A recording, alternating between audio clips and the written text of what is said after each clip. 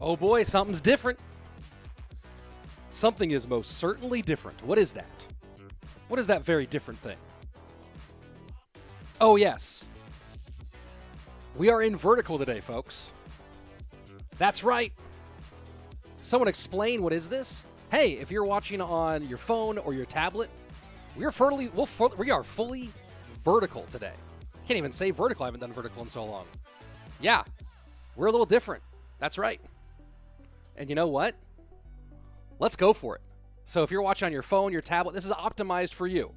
I'm going to try to figure out how to do both at the same time one of these days, but today, vertical it is. So let's go. Let's go with it. And let's jump right into the gameplay, folks. First game. That transition could use some work. And you do see we have player cams on. Some of this I'm still figuring out. I have to admit, some of this I'm still figuring out. But we do have player cams at least on for one of our players, Furkan, there at the bottom. This will be an experiment. We'll see how it goes. Hopefully you enjoy watching the Queso Cup Teams Edition in this format. And eventually I'm going to try to figure out how to do both at once, vertical and horizontal. But for now, today we're trying this out. Here we go. And yes, Rayhan, it's not meant to be watched on PC. It's a little different. So, there you go.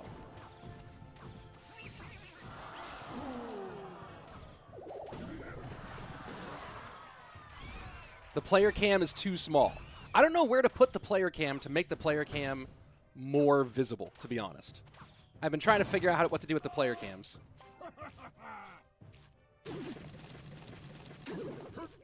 But I don't know what to do with the player cams.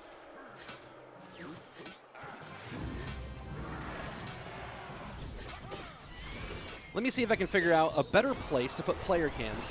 They'll block some of the deck stuff. Let me try. Yeah, I just don't want to block the gameplay area. Let's experiment, folks. We are all here in this together.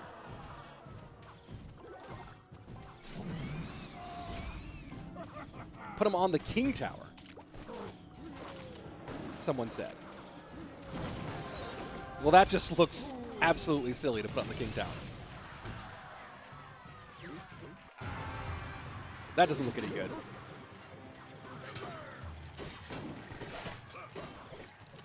Yeah, player cams are certainly the most challenging part of all of this, I have to say. That I will acknowledge. Maybe they just block like a tile or two. Here we go. We're trying this out today.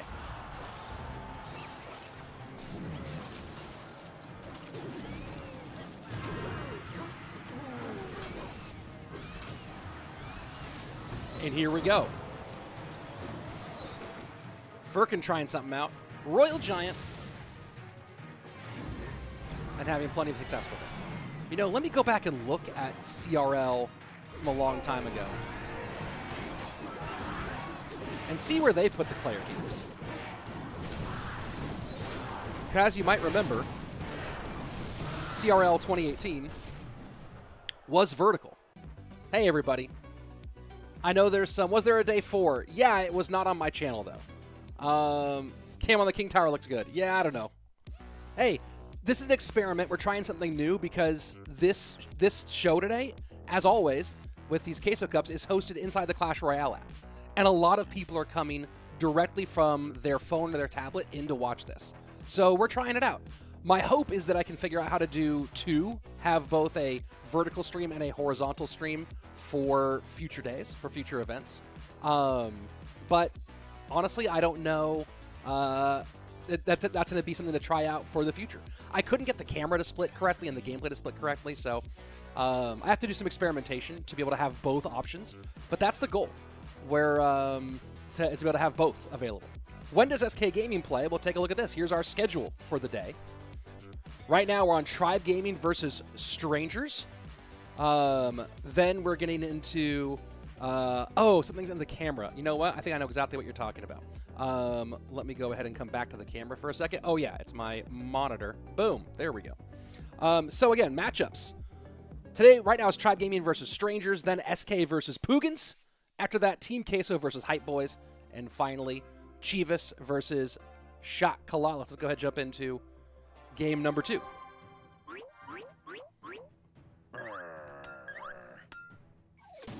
And Furkan still on, as this is King of the Hill. I'm going to go and try to figure out what Season 1 looked like. Let me go to the oldest and just kind of see like how they situated their cameras. And, oh, they put them, got it. So they did just, you know what they did? They just blocked some gameplay. That's what they did. Fascinating. So that's what we're going to do. I'm going to increase these camera sizes here, folks. I'm going to take this over here and put it right behind, right under the name. And they just went and did this. This is what they did with cameras back in 2018 when they tried doing the vertical situation. So let's try that out, see what it looks like.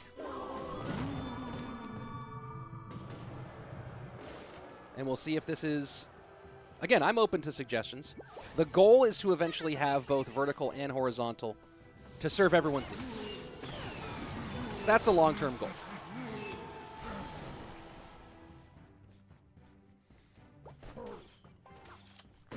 Eyes feel much fresher in vertical, says one person. Some people really hate the vertical because they watch on PC. If you watch on PC or television, this is probably really weird. If you watch coming from inside the app, this is probably a whole lot better.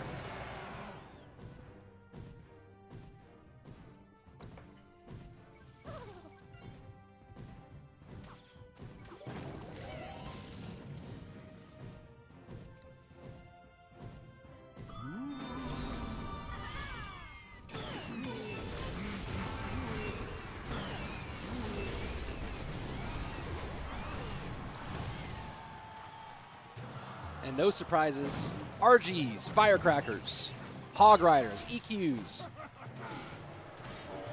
Someone says on the King Tower looks so good. Poma saying, yeah, I'm watching from my PC and it looks horrible. Yeah, I mean, it looks different. You're still getting the exact same amount of gameplay space. You're just not getting all the extra overlay stuff on the sides.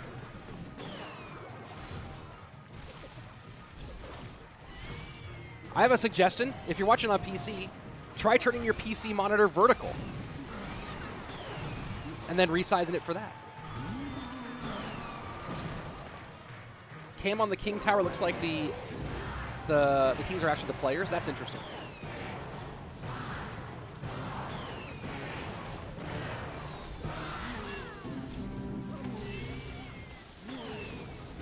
Good fireball for Furkan, but Adrian way ahead.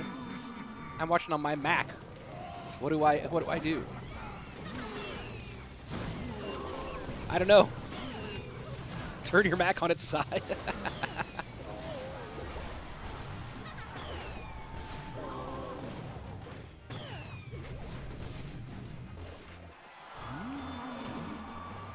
Like, I have an idea that maybe could work.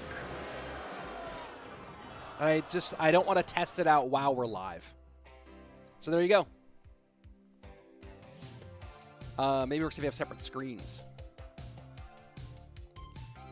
Well, again, hey, we've done a lot of horizontal, mostly horizontal. Today we're going to do this. And hopefully it's not horrific. Maybe it is. Let's see if I can go to my... Oh, I don't have it. No, they're not up right now. I'm going to have... I have a couple of, like, interesting views that I'm going to be trying out today. Oh, that was weird. Why am I getting... Why is someone talking through the clean feed? That's weird. Well, right now, tied up 1-1. Could you put it back as it was yesterday? No, this is what we're doing today. Need to continue to try new things, says Tossing Plastic. That's right. This will be a little bit different today. And then, you know, we'll hopefully during the week with day 6, I'll have both as options, both vertical and horizontal. So that's the goal. Just couldn't figure out technologically today. And today I want to try this. And coming up next, Jumping in against Adrian Piedra is going to be Ali. So we'll see him in just one moment. And there we go. And, you know, try watching this on your tablet or on your phone. Here we go. Adrian Piedra at Ali. And I'm going to show you guys a quick view for a second. Let me just show you my double face cam view. All right.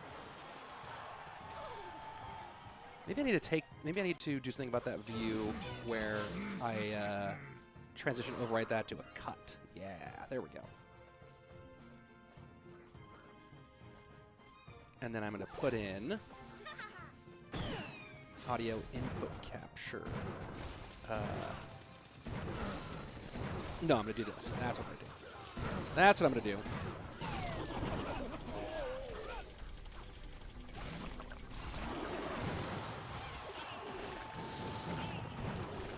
Boom.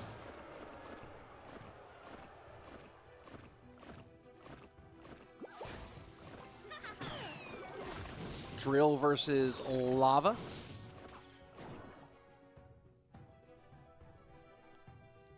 I'm saying putting the cams over the King Tower. You know what? Let's experiment with that.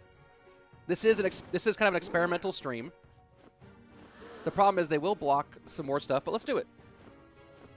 Let's see what cams over King Tower look like.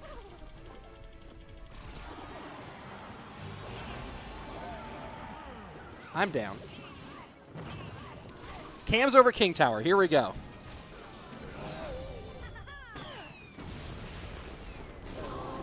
Omar Ali, you're casting and producing at the same time, as always.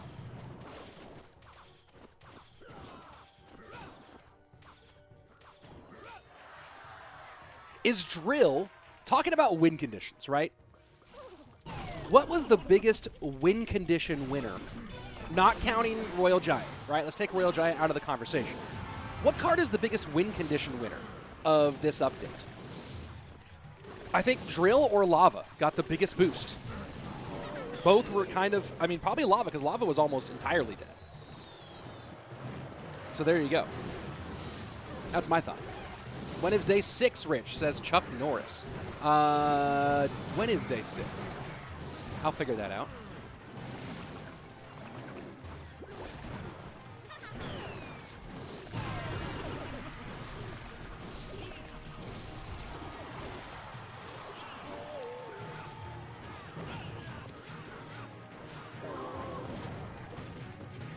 How to change resolution. What's your question, Ultravelux? Like, how to make this, like, what resolution change are you trying to achieve?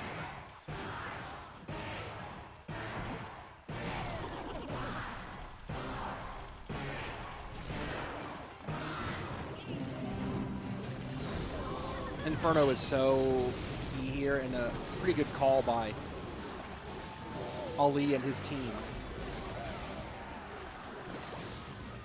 And as the Firecracker, oh, and the missed arrows from Adrian Piedra. Tried to get too much. Tried to get too much all in one. And there you have it. To put it on 720. Well, I'm streaming in 1080 by 1920, so it should be really good.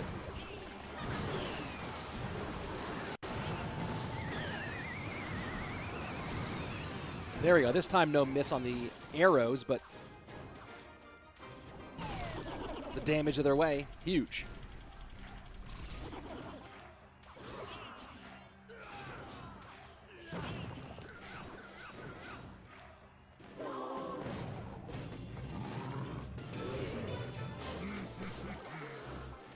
Here we go. Triple Elixir.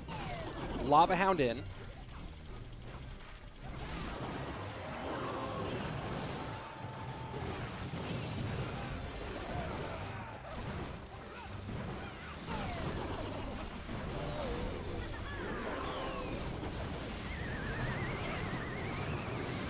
Damage in the left-hand lane is significant, 344. Piling in both lanes right now, though, is Adrian. Ali in some trouble. That's a big connections in both lanes here. Fireball in, 343, 172. GG, well played. Adrian Piedra gets it done. And there we go to our face cam view. And then here we are. So trying stuff out here. And thanks for everyone for putting up with this experiment today. You know, it's the middle of the kind of the middle of the event overall. We're not at the championship yet. And again, the plan is to have 2 options. But hey, it's a Sunday. Sundays are for trying new things, right? Sunday fun day, if you will. And I see someone commenting about how we could not see the names of the teams. You know, when we get back into our next game, I'll try to see if I can figure that out. Wallace coming up next. The black sidebars look unprofessional. Hardik, this is meant to be watched on phone or tablet. So, you know, we're trying something different. Let's see. Just beat a BMer and got the live stream notification. Very cool. Next suggestion, put your cam in the middle of the river. That's hilarious. Can I show the match schedule? Yes, I can. Here's our match schedule for the day. SK Gaming versus Puigins, our second match of the day.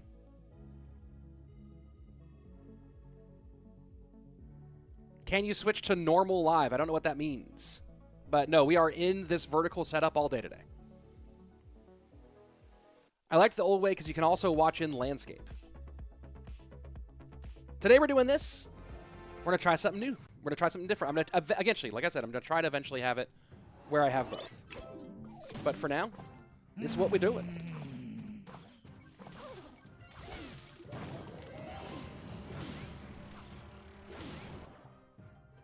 Hype Boys deck selection needed some work previous time. I think it's better this time around. Yeah, I feel you on that one.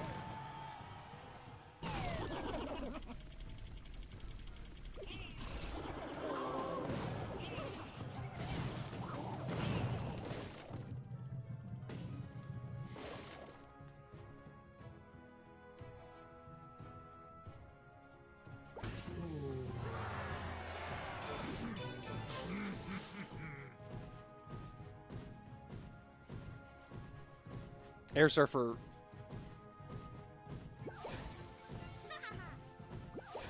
playing with pretty down the middle stuff. I like it when Airsurfer goes heavy because you know Airsurfer can play Cycle really well. I like it when Airsurfer goes with something on the heavier side of the spectrum.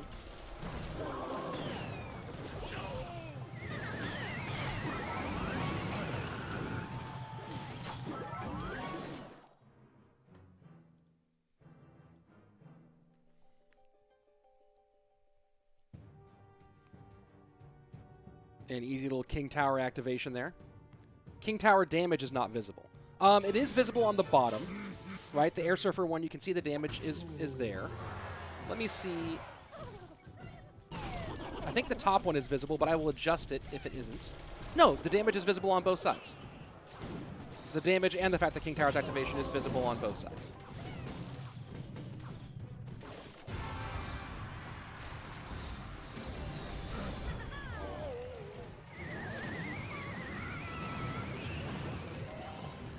An interesting choice there. NATO, I guess, knowing he had the Inferno in cycle.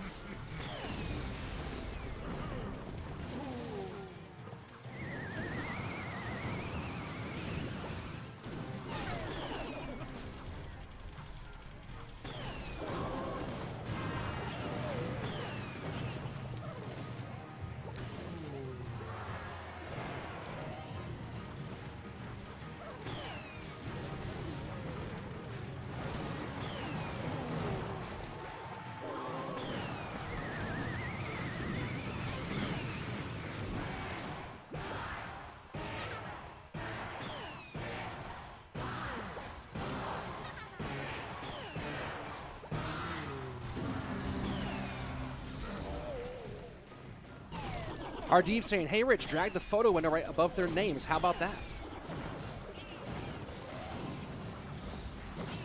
Yeah, we've been experimenting with different locations, for sure. Resize cans make it a little bit smaller if possible. I can do that. Trying to also you know, see their faces a little bit, but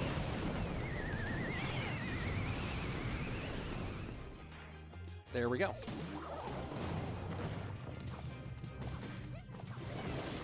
Last second Inferno does pick up the Hog Rider, but the Firecracker damage will be in. Adrian just getting so much value out of these drills.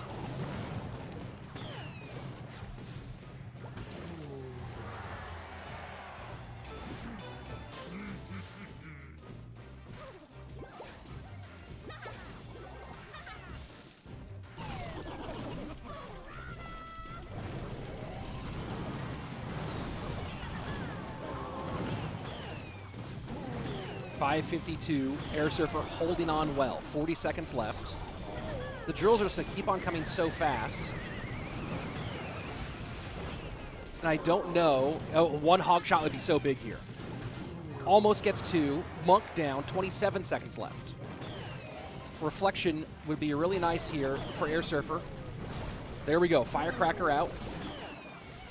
Adrian getting aggressive at the bridge. That Firecracker damage might be too much, and the log's in. GG, well played. Adrian Piedra coming out, getting it done big for his team. And there you go, a little celebration there from Adrian. Loving it. Absolutely loving it.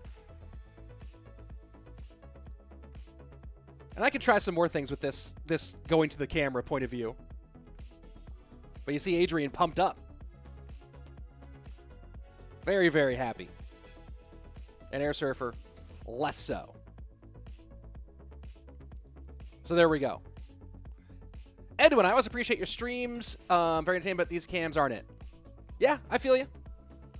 Change is hard, folks. Change is hard. Can I show a leaderboard I missed yesterday? When they show the leaderboard, I can show the leaderboard. Let me see if they don't have it available yet. But I will show it when it is available. 99% of decks in Queso Cup are Drill, Hog, or Royal Giant. Yeah, there's a lot of that. Set 1 for Strangers. What is the first match on day 6? I don't know. Oh, hold on, let me see. I actually might have the... Do I have the calendar somewhere? I might have the calendar somewhere. No, I don't. I thought I had it available. I will try to find that calendar for y'all. Change is hard. Yeah. Yeah, I feel you. Savage loving the vertical. Edwin's day is ruined. Old mode is better, and I'm using a mobile phone. Well, like I said, we'll figure it out. Unless there is 15 to 20 evolutions, the game will be so stale. Yeah, well, I think the evolutions, more evolutions are definitely coming. And I think that's the big thing, is that the biggest challenge right now is really is that there aren't enough evolutions. And I know that sounds crazy, but when there are more evolutions, I mean, first of all, Firecracker, like some of them are too strong, but also once there are more evolutions, they will balance each other out more by the nature. Are you in portrait instead of landscape today? Yes, I am. Trying something new. Trying something new. Am I the sponsor of this tournament? Nope, just casting it. Buff Miner says vertical is better.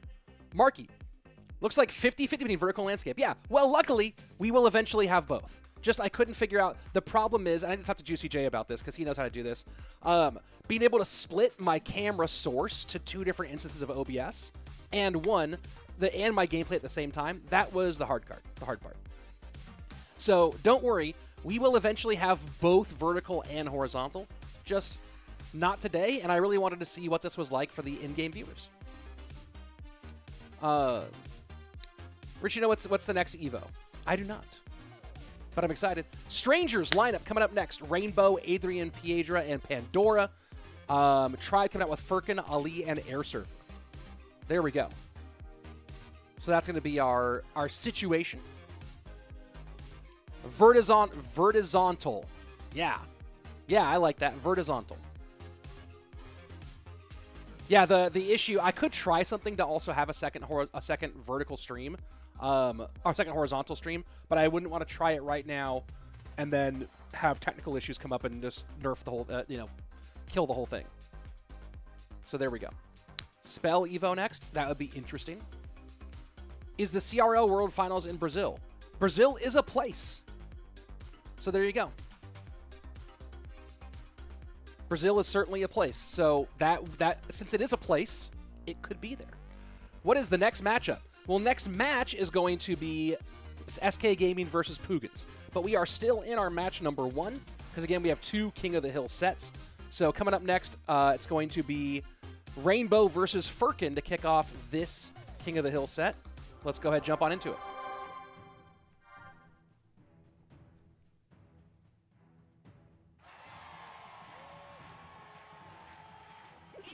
Elite Chief. I love the vertical, but I just have a PC would hate it. Yeah. And this was kind of the same response from, if you watch CRL 2018, CRL 2018 was broadcast in vertical. And the PC viewers complained about it a lot. They didn't like it.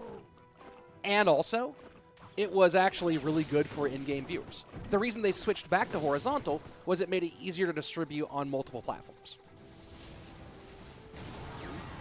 Make cams big and in the corner so we can see faces clearly. Yeah, I was thinking about that. There's just not there is no phenomenal place for the cameras. That is the one challenge, is there's no excellent place for the cameras. I could block some of the deck if we wanted to do it that way.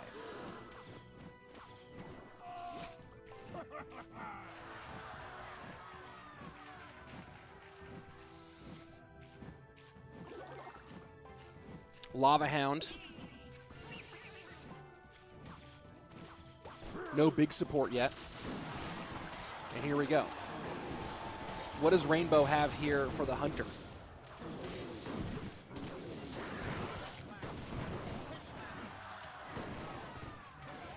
What does Rainbow have for the Hunter in this matchup?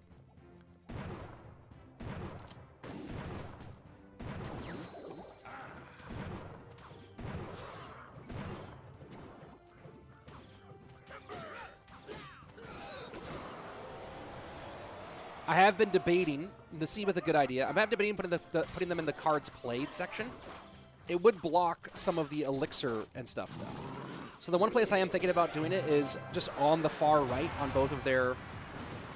Like, I'm going to show you guys. I want you guys to weigh in, because this is a collaboration, everybody. We're figuring something new. I have been debating just putting the cameras, like, here, and just blocking some of the deck. We know what they're playing anyway. So what do you guys think? Take a look at that and tell me what you guys think. And after this match, I'm going to leave one camera like that, one camera as is, and we'll talk about it after the game is over.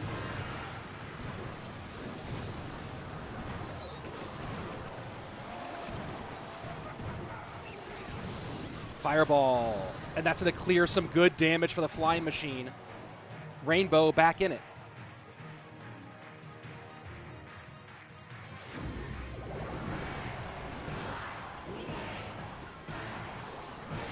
And I'm going to put a poll up in the chat right now. Camera location. Corner. King Tower. Boom. Let's go ahead and get your feelings. Let your voice be heard in this poll. Corners or King Towers?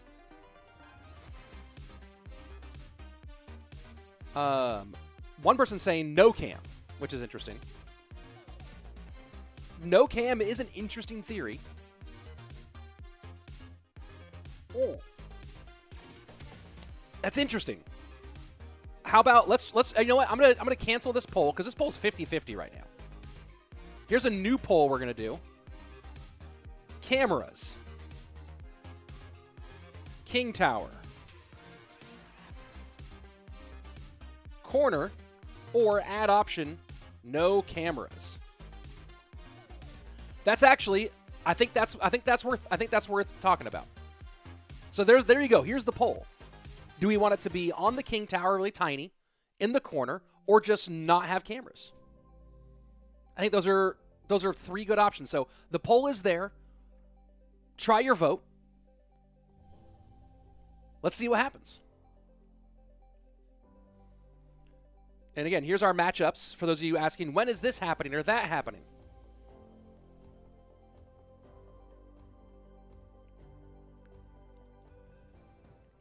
And here we go. So again, you can see corner with Adrian Piedra up there. You can see King Tower with Furkan down in the middle.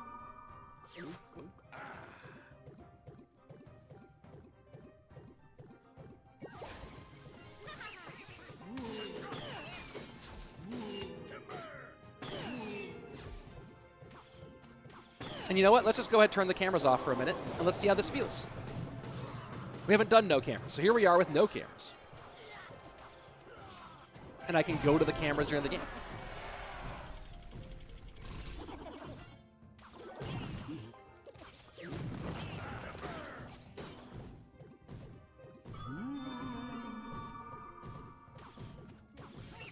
I like that this version of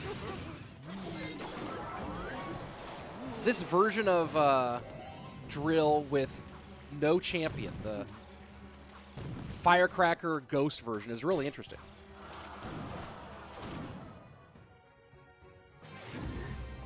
No camera just feels like spectating someone. Well, then let's go back to the King Tower version, which I think is pretty good.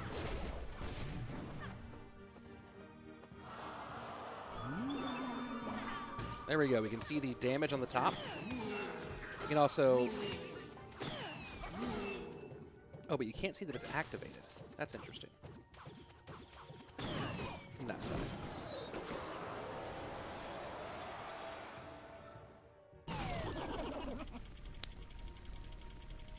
Experimenting, folks. That's out of the gameplay area.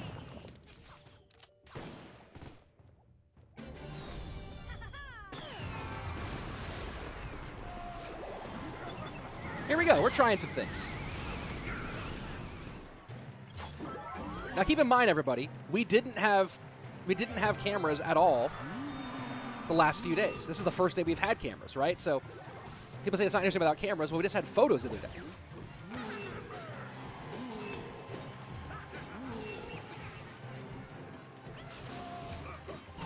Oh, we can see by damage if it's activated or not. Good point. Very good point.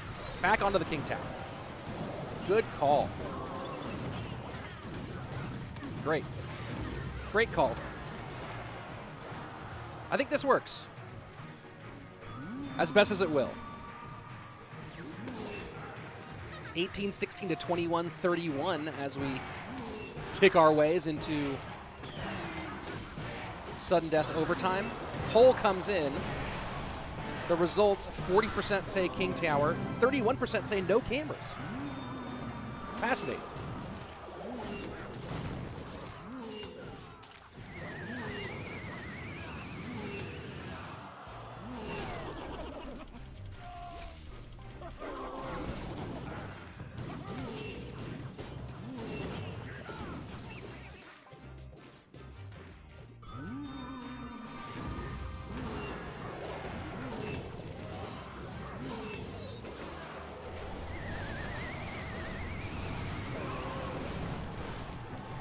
And RG's going to get a couple more shots here, and this is devastating for Adrian.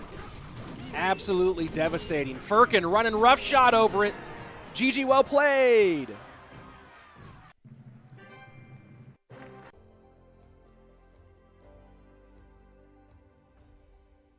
I need to see one thing here, folks. We're going to stay on this view for a second. Let me just... No, it's not like... The cameras for that player look kind of like squinched, but they're not squinched. That is because the Tribe Gaming logo is all fine. So I don't know what's going on with those cameras there, but there you have it. Cams on bridge would be funny. Yeah, except they would block stuff.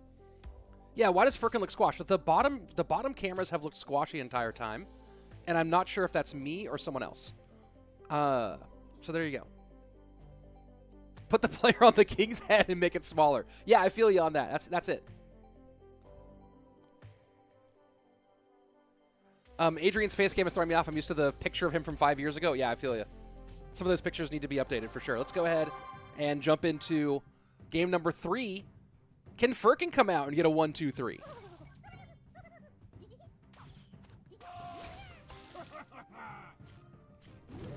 Omar Ali, I love democracy here. Hey, sometimes it's democracy. Sometimes this is a brutal and non-benevolent dictatorship.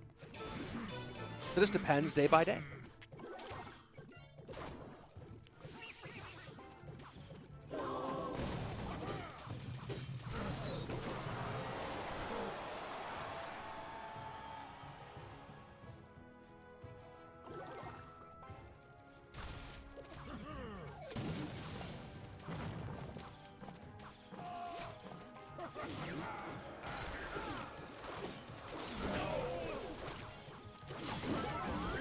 And nice, easy activation there for Furkan, who has a really good chance of completing the 1-2-3 here. The building for Pandora is going to dictate a lot. And doesn't play one, chooses to just let the Mighty Miner do its work, since the Fisherman wasn't involved in that play.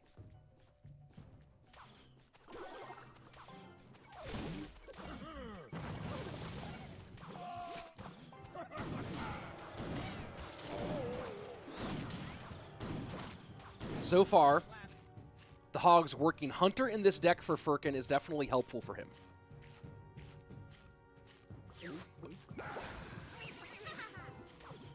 It will be better against the Hog. Nice Electro Spirit, RG behind everything. Fishboy gets up in the face. Let's see. Oh, no spell available for Furkan. I was going to say, let's see what spell he has, but at the elixir he was running, no bueno. Is he still running the same spell as last game, or did he switch it up at all?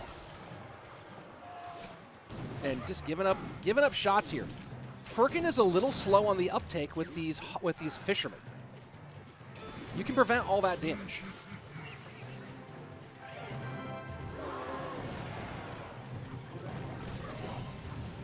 Skeletons are not going to do much here. They do not get in the way in time, and this Inferno Tower is just really ruining these pushes. The Hunter to the left is an interesting call. Fisherman's not going to pull that Hog Rider in time. And, man, Furkan's just giving up one shot every single time here. I don't think he needs to. There we go. The Fireball comes down onto the Firecracker. This might be an okay opportunity for a Royal Giant. Now that, and there we go. Barb Barrel out in front. The Fisherman cannot pull the Mighty Miner, but Electro Spirit will get a little stun. Second Fisherman down. Can RG get a couple shots here? RG gets one, doesn't get two, and it does. 1273 to 1038.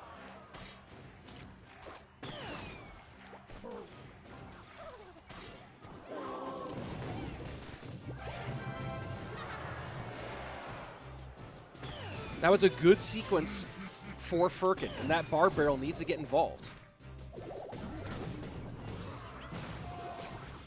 And there you go. Finally, oh, but the Skeleton's high! The Skeleton's high with the huge block, and that is a massive problem. Pandora. What a final sequence from Pandora. Furkan really wanted to go ahead and get that 1-2-3. Could not get it done. And Pandora knew what Furkan wanted to do there. He wanted to go high and actually stop the Hog damage. And he hadn't played those Skellies to block many times. Let's go take a look at the replay here. Oh, I don't have the replay.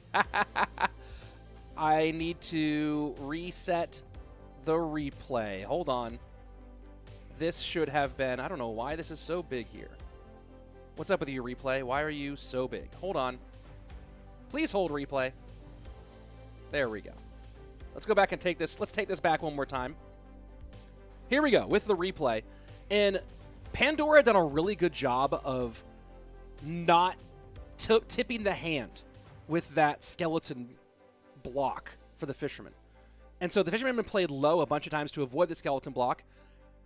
But Pandora hadn't done it. And look at that prediction with the skeletons. Boom. GG. 2 shots from the Hog. That's all over. Great play. Great play from Pandora. And now he can just super cycle. Look how fast those EQs come in. Very, very nicely done. Very nicely done. I want to see that one more time. Again, he hadn't been doing that. And then you'll just watch the timing here. Hog's going to come down. Watch the timing of these skeletons. Wait after the barb barrel. Boom. Very nice. Let's go ahead and jump into our next game. Can CALALAS finish off the set? We will find out. Mr. Bacon, this remind me of CRL 2018, this portrait view. Yeah, we're trying something out. Now, what I really wish would happen would be that YouTube would allow, and this is like so low on their priority list, but it would be such a big thing for YouTube gaming, is if YouTube would allow viewers on mobile devices to view in portrait mode and choose what portion of the gameplay they're viewing. It's so specific for mobile gaming, but it would be really cool. But it's just so low on their priority list.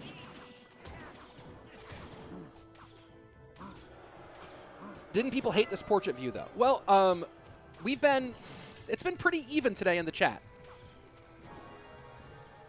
Do you like? Let's do a little poll here.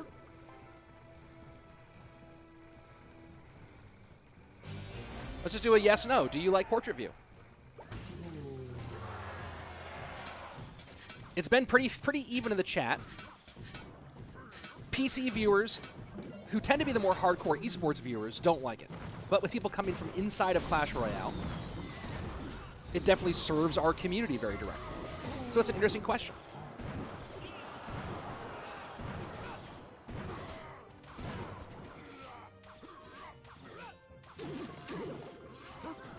And this is going to be skewed towards no because PC viewers can respond to the poll more easily.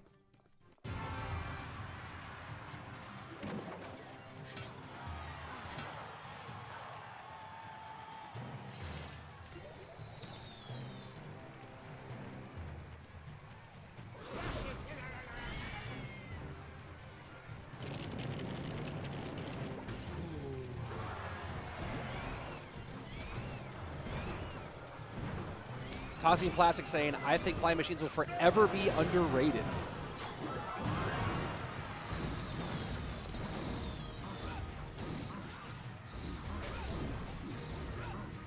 Maybe. You know, I wonder if I can do... Man, this is so risky for me to do this.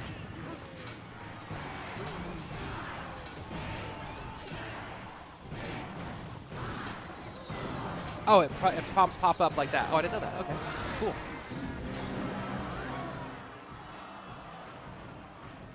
And Pandora gets the first one.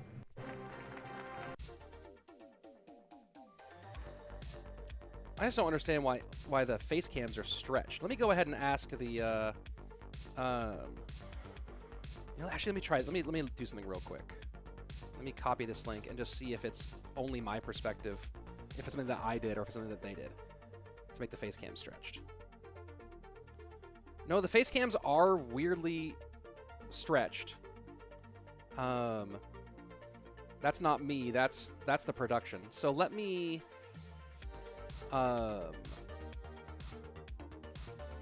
ahead and alert production about that one.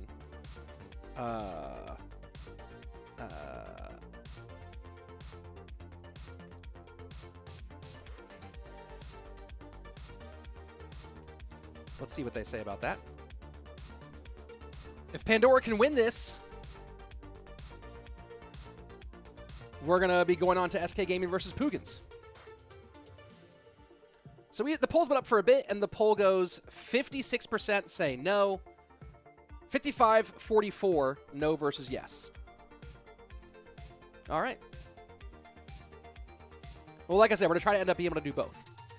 Only works like on mobile if not your full screen. Also, mine's been glitching and the poll disappears on mobile when I go to vote. Okay. Very interesting. It's not good on PC, though, the portrait mode. Yeah. And the PC mode is not good on mobile devices, right? So it's a hard thing to figure out. But hopefully I can... after this match is over, I might try something. So we'll see. Change the portrait. I cannot change midstream Gaming World. I'm sorry, I can't change this. Why not do the stream on both YouTube and Twitch and both styles that way? Yeah, I didn't have it set up to do both styles. But we're trying something good today, everyone, folks. Here we go. An Airsurfer with the patented Airsurfer emote.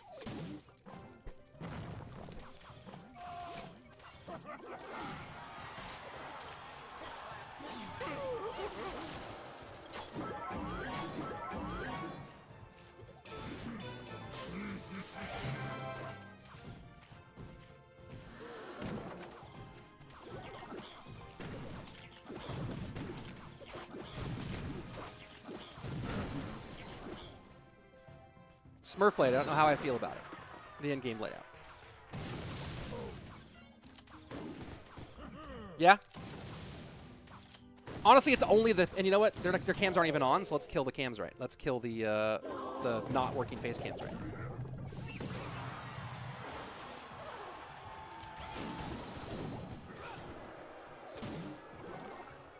Can it be modified so it's portrait for mobile and not for PC? That would be on YouTube's side. That would be a YouTube thing, and I wish YouTube would add that. That would be great technologically from YouTube to be able to let the viewer decide, but they don't have that, unfortunately.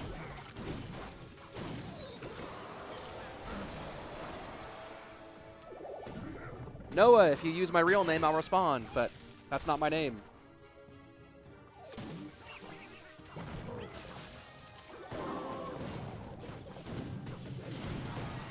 That's a little hog shot there for Airsurfer.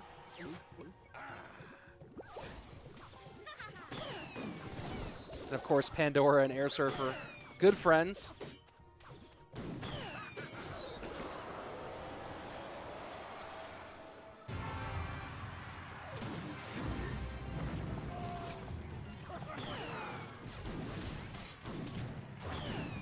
So we'll see. Is this going to be the same thing we just saw? He said my name's not Rick. Yeah, my name isn't Rick. I have never gone by Rick.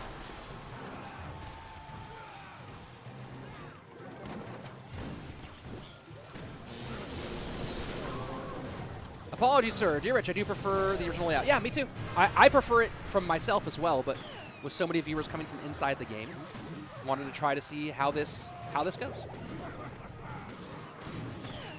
So notice the Airsurfer, just like Pandora had not used the high skeleton move yet, Airsurfer has not done it yet either. We'll see if he can pull the same move we just saw.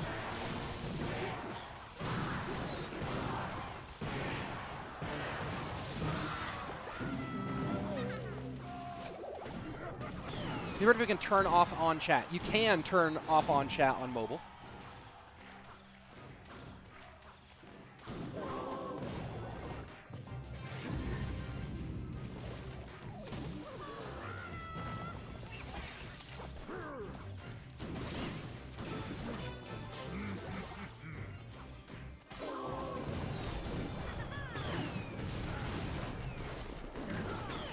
And Airsurfer getting a lot from that Firecracker. 2 RGs down. But I think this is going to be it. Hoggy Q just killing the RG game. Does he have something to stop that? Nope. That's GG, well played. Game set number 3 on its way. Thought we might get a quick one. We did not. And yeah, see, they didn't even have pictures. They didn't have cameras on for that one. So there you go. So there you go, folks. All right, there we go. Did Pandora only just lightning is only the mighty? Maybe. Average Evo Firecracker moment. Yes, sir. Tired of watching the same decks over and over again. Yeah, that's a much bigger problem than Portrait versus Landscape, right? Trying to put them on the name banner? Maybe. No Ian today. Yeah, I'm not entirely sure what's going on there. What's your favorite Evo, Rich? Favorite is a different question than what's the strongest. Book in the back. Which book? There are many books. Talking about this book here by Doug Stanhope. Finally, some deck restriction. Exactly. Hey, we're going to the third and final set, the Duel Mode, which I'm all about. Let's do it. Strongest is RG, and no doubt. That's why I said favorite. I I think a lot of people would say Firecracker is stronger than RG. Yeah, This Is Not Fame. It's a book by one of my favorite comedians, Doug Stanhope, who is not very famous, but who has a really loyal following. Have I ever met Doug? Yeah, many times. Great guy. Like, one of the coolest people, Doug Stanhope, for sure. Do you watch football, the original one? Did you guys see Messi's goal for Miami in his debut? That was pretty rad. I saw that. Favorite deck? I don't have a favorite deck. Favorite deck is Mega Draft. Right? I don't like decks. Let's see. RG Evo is the most game-breaking compared to the regular one. Firecracker Evo just amplifies our already established annoyingness. That's a good way to put it. Can I 1v1 you? Oh, not me. Somebody else. Cool. Let's see. Firecracker Ego is good against slower cycle decks. Fast cycle decks, depending on what spells, can counter Evo Firecracker pretty well. I don't know. I don't think there's such thing as countering Evo Firecracker. You know what I mean? Because all it takes is one Evo Firecracker NATO, and there you go. And it's all GG. Why is today's stream a vertical video? Because we're trying something different, Pranav. Adrian Piedra versus Airsurfer is the final matchup.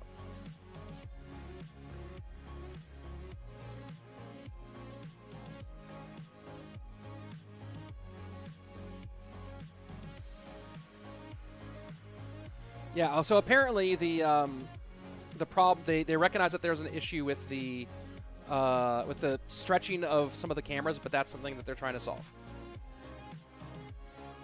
Let me look at this for a second. Let me bring up some data. Do I have a favorite player in this competition? I always have a favorite player. Do I always tell you guys who it is? Airsurfer Adrian coming up next. Let's see. Lava Hound Arrow's Firecracker. I mean, yeah, Lava Hound Arrow's Fireball. But I've seen people lose that matchup too. Here we go. Duel Mode. Let's see if there's any cameras on or if they... Hey, we got cameras back.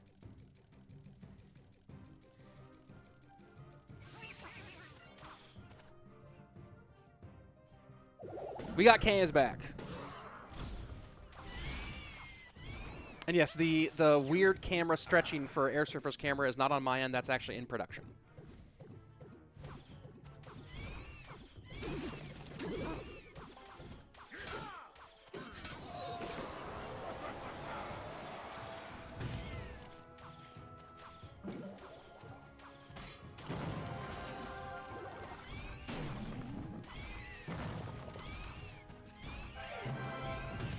So Airsurfer going Evo Mortar to open against the Evo RG for Adrian Piedra.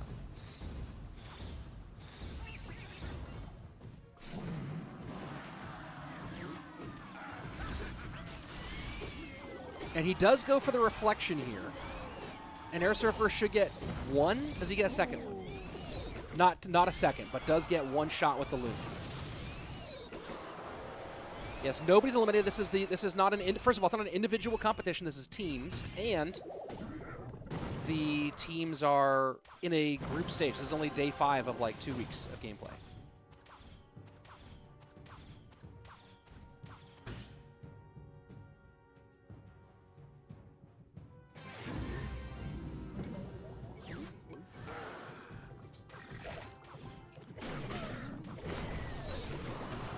I'm going to try one more player cam location just to see what it's like. And then we will be done with moving player cams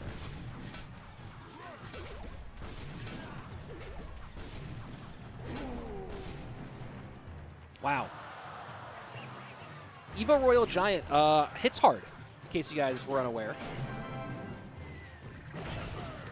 Trying to get the mortar onto the opposite tower is Airsurfer, but not doing much.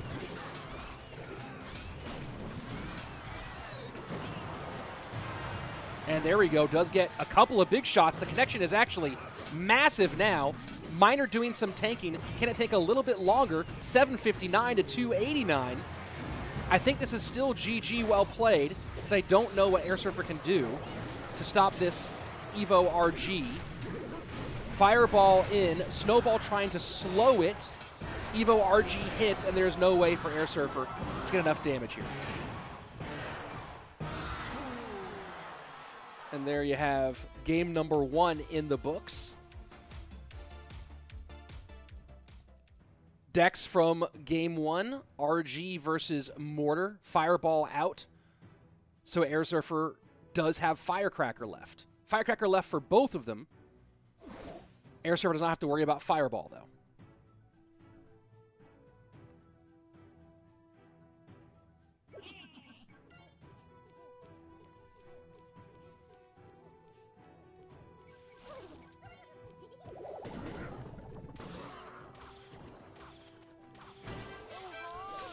And Golden Knight for Adrian Piedra. So let's see if he is running Firecracker with this one. This might be Firecracker Drill.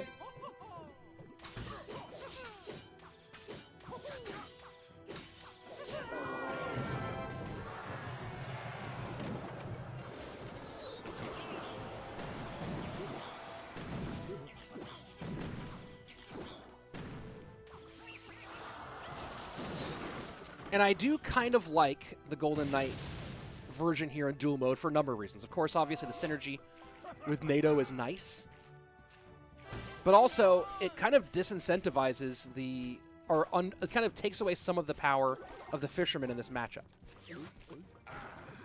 Specifically, you know, you're not trying to play this Mighty Miner on the Royal Giant game.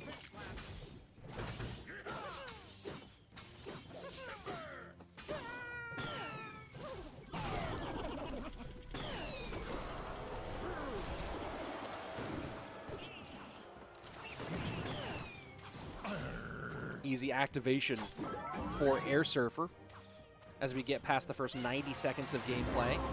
And now the Evo RG with the Barb Barrel out in front. Hunter in front of the RG as well. But again, it's Bomb Tower, and you need it. Then let's see if the Ice Spirit can do its job. Keeps that down to 1. Yeah, and Adrian did not account for the Firecracker switching lanes there. That's what I thought too.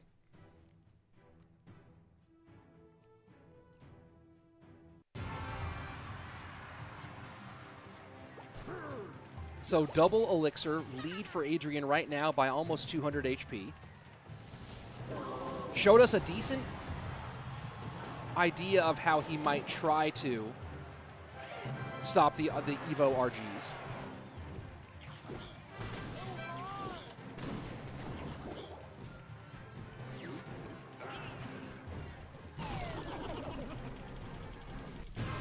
But it's going to be interesting to see if he can actually make it happen.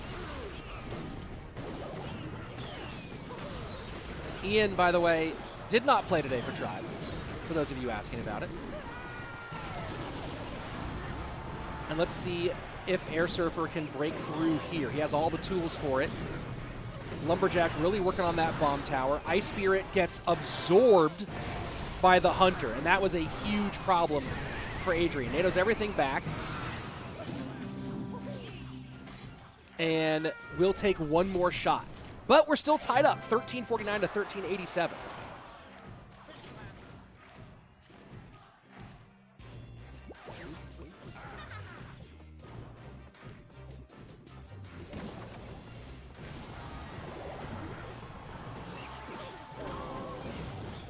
And the Ice Spirit to keep the Lumberjack off the Bomb Tower is nice. This is hard, though. This is where things get really difficult for Adrian, is how do you contend with the dual lane pressure. Interesting to see Airsurfer switching lanes here rather than doubling down on that left-hand lane. That extra shot from the Evo RG could have been really huge. I know he now has dual lane pressure, but really would have loved to have that damage on that left-hand tower, extend that lead. Evo Firecracker going for big stuff here. The NATO misplayed, or at least with the Ice Spirit block, let's actually do a better job. The Ice Spirit blocked from Airsurfer, then the Fireball really shuts that down, and Adrian just lost a huge opportunity.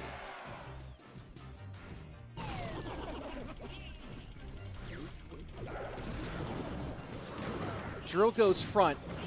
Adrian's spending a lot right now offensively when we know this is about to be a big defensive problem. But he is getting himself back to another Bomb Tower fairly quickly. He has to worry about 2 lanes now. And with that Firecracker out on the left-hand side, that's a raged-up RG that's going to kill that left-hand tower. And GG Adrian has to win the game right now, or we are going to game 3, and we are.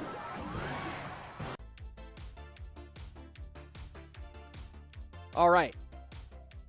NATO Fireball out for Adrian. Firecracker still not played, so you might see a minor Firecracker deck from Airsurfer here.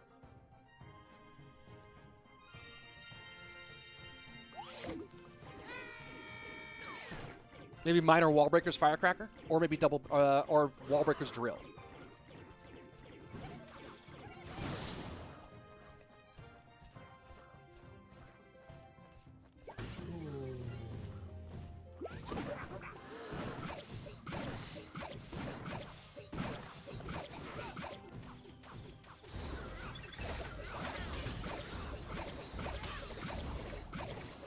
And a bait variation with Bandit.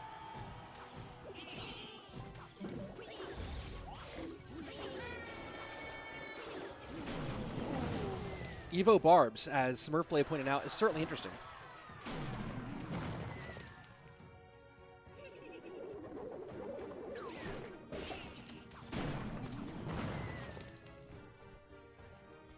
And with Log being out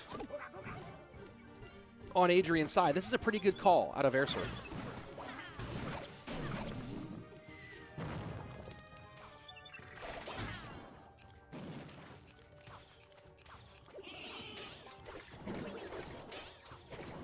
And you see Adrian just having to sit back and play a lot of defense.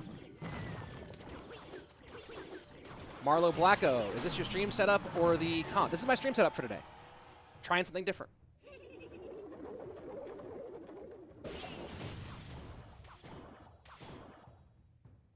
Well-timed snowball. We'll see if Airsurfer times future pushes with a little bit of tankage for that Goblin Barrel.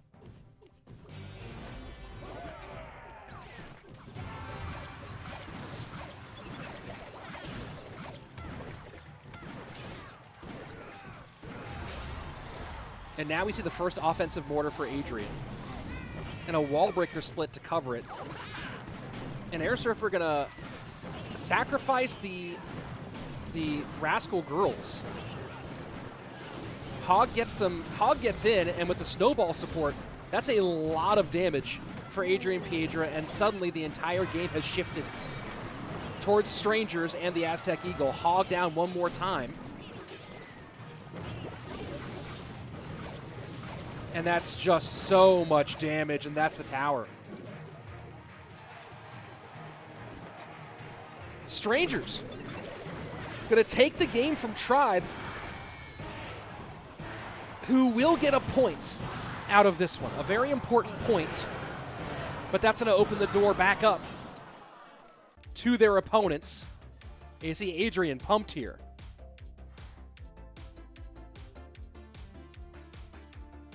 I wonder if there's a different way I could configure this screen. But yes, Adrian, you can see totally pumped. Very, very happy. And Adrian's always been someone who will give you the big celebration. And camera out for Airsurfer. So Tribe Gaming takes the first match today.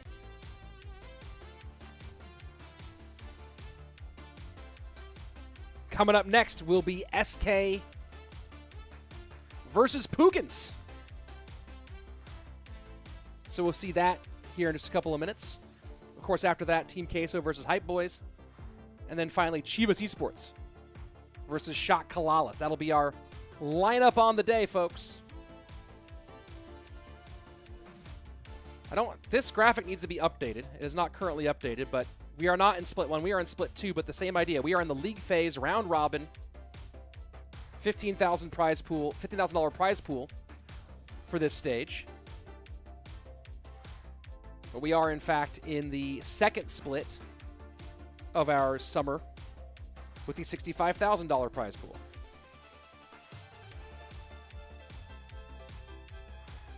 And let's see if they're going to put up the scoreboard here. I don't know if they're going to do that at some point. And of course, if you are using the Supercell shop at any point, use code RICH. It's always nice. Puigins SK. SK still winless and in trouble. Let's see. Let me catch up with the chat here for a minute. Yeah, DC the Boss saying earlier did not like this deck from Airsurfer. I agree. That was kind of a funky one. Ian should have been given a chance. He would have won. Maybe Ian wasn't available today. We don't know why Ian didn't play today. Well played by Adrian. Yep, love seeing his reactions. I feel you on that one. Let's see. Morten versus Mo Light. We'll see if that happens today. Tribe losing to strangers is unexpected. That was probably not the pick people were mostly looking for. But either way, it is what happened. Tossing Plastic saying, Rich, have you used the Disc Golf Magic 8-Ball that tells you what kind of disc to throw and what type to do on T-pads? Pretty fun. I have not done that yet. Mo Light playing today. His team is up. I don't know if he's... Yeah, he's in the lineup. So our starting lineups for SK Gaming versus Puigins. Sam, Morten, Faust against Greco, Lucas, Mohammed. So there you go. Rich, you get the Book of Clash. I think so, yeah. Do we have the calendar for day 6? Day 6, which would be tomorrow, or not tomorrow, day 6, which is July 27th, is, yeah, SK versus Hype Boys, Chivas versus Strangers, Tribe versus Puigins, and Queso versus CALALAS. That's going to be on July 27th, so not for a few days here, folks. Nice glasses. Oh, yeah. You know what? It's about time. Let's see. We have not done a new pair of sunglasses today. But we're going to do another one of the pairs of the Jurassic Parks. Right? These special editions. And what I didn't show you guys last time is how cool the inside of the box is. I didn't show you guys this last time. That's so cool. So let's check out what these ones are today. Oh, looks like we might be actually about to jump into. We're about to do this. I'm gonna have to check these out after our first game here, because I think we're gonna kick off with our first game, Sam versus Greco, here in just 1 second. But you know what? I think we have time. Check these out. These are called. Where'd the box go? Oh nope, we're into gameplay. After the game. Here we go. Let's jump into it.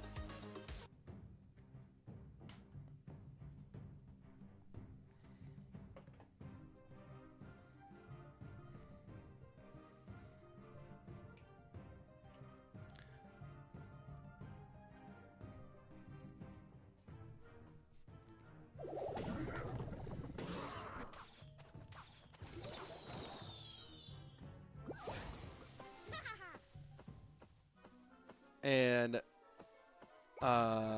Rich M brought a brand new truck. Congratulations.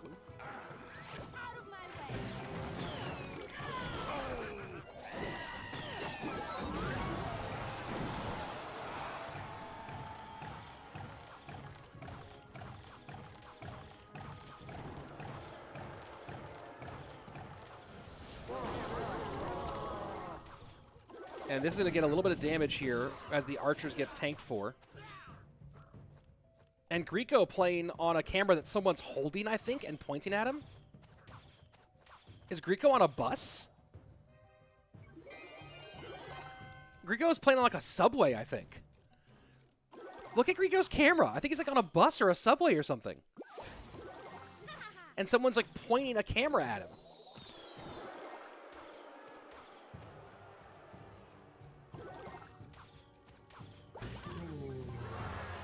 Why would you put someone on who's on a bus in the lineup?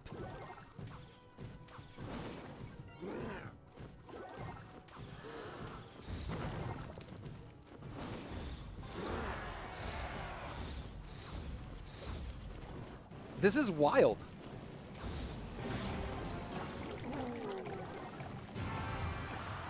I know it's happened before, but Cena on camera is... Really, he's on the train. This is crazy.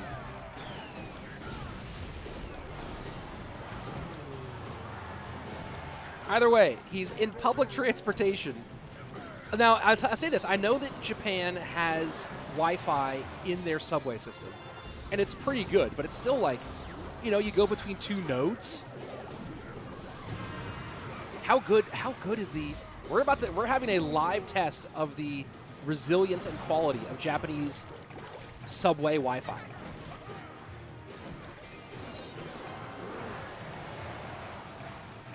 And the camera cuts out.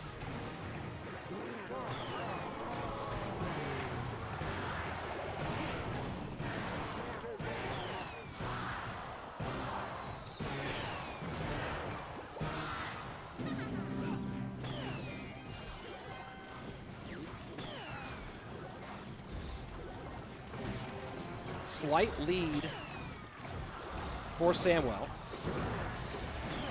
Not for Samwell, for Sam. I'm so used to saying Samwell, Samwell. For Sam, not Samwell. Just a regular Sam. Fireball misses for Greco. Was there a crack in the track?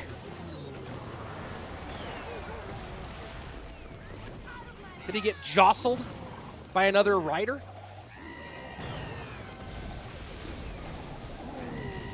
Ram Rider on. Misses again. Misses again.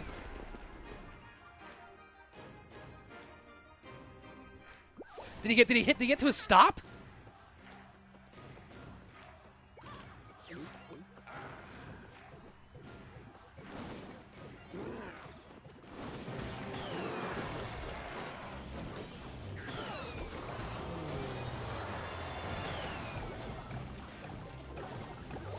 And arrows in, trying to clear room for the graveyard to connect.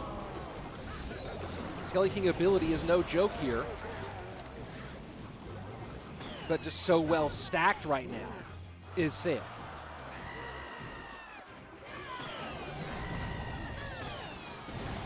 And a great reflection, Fireball and Ram Rider hits, and Sam gets it done.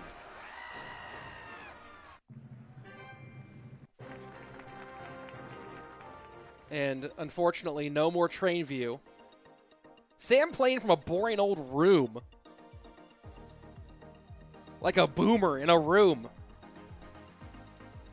Greco out here, riding trains. Maybe we'll see him on a motorcycle next. Playing from a parachute or a hot air balloon. What game is this in which set? The stadium thing is broken. Oh, did they not update it? They're having some challenges, I know, in the production booth. It is updated now. It is updated now, so it should be okay when we go back to it.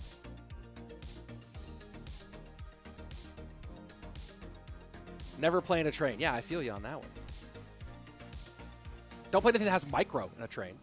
My word. Thoughts on Oppenheimer? Haven't seen it.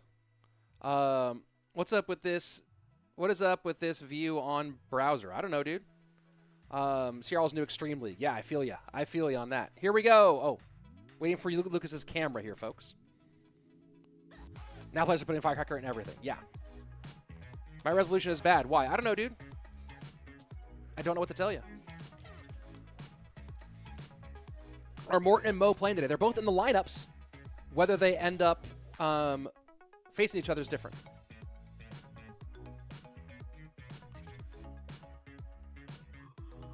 Blaren, fix the screen, Rich. Why? What's wrong with it?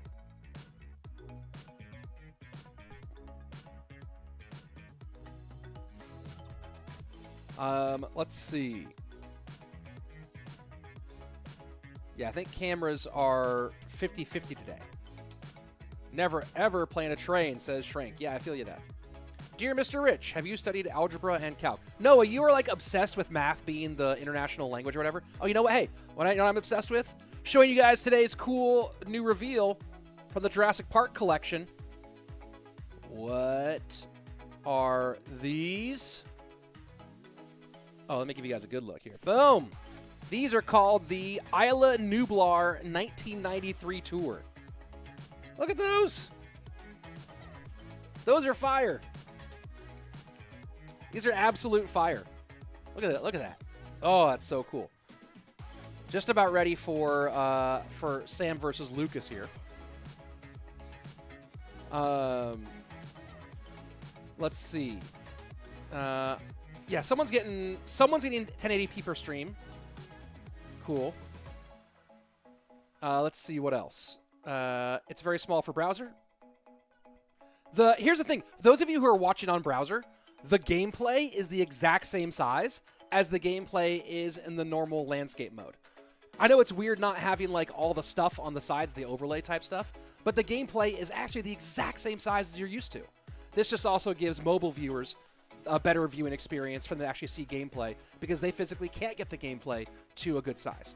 But we're going to try to do both, vertical and horizontal in the future. Today we aren't. Here we go. Let's jump into our next game.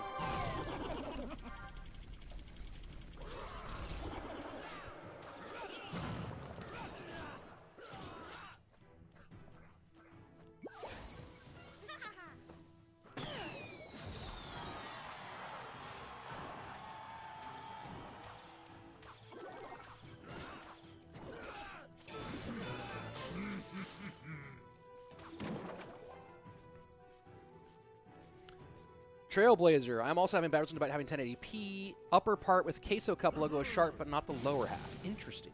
Don't know what's going on there. What do you think of the Mega Knight? I think it costs 7 elixir.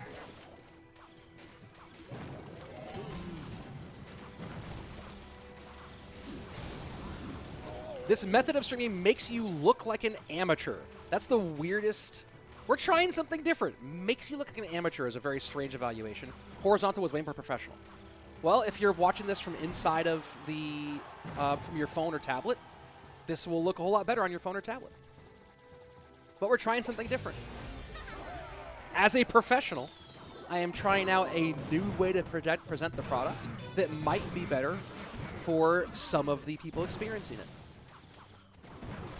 Taheen saying, how much do your glasses cost? $25. Available at the link in the description.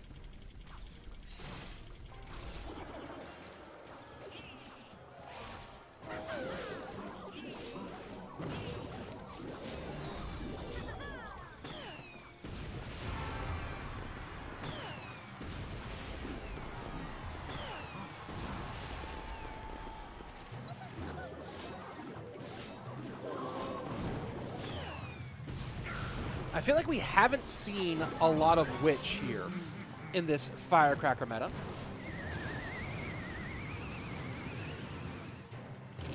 And Lucas is like, you just erased that entirely.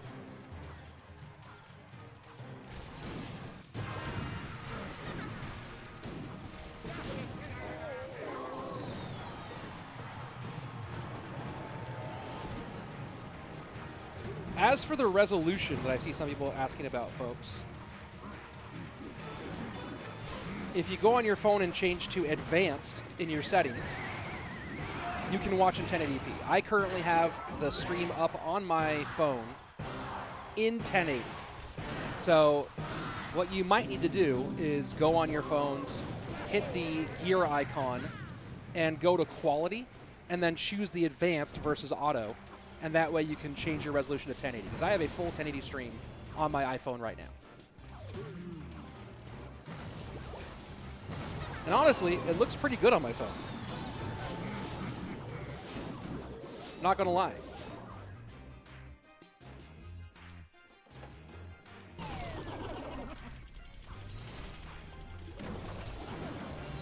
Little cage catch, not gonna stop. Oh, it does stop that first Goblin. Interesting. I didn't know the Goblin would turn around like that.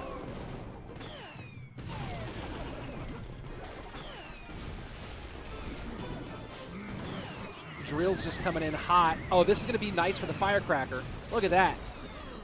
Does get some burn, forces out the arrows late, but one big connection from the Flying Machine.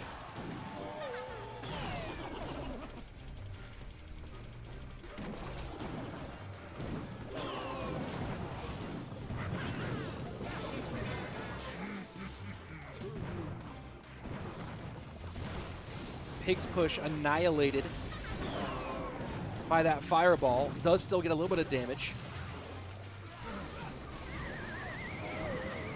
Those barbs, those evolved barbs are a serious problem though. Fly Machine taken out by the fireball, damage, and Lucas waving the white flag. Good game. Good game here from Lucas.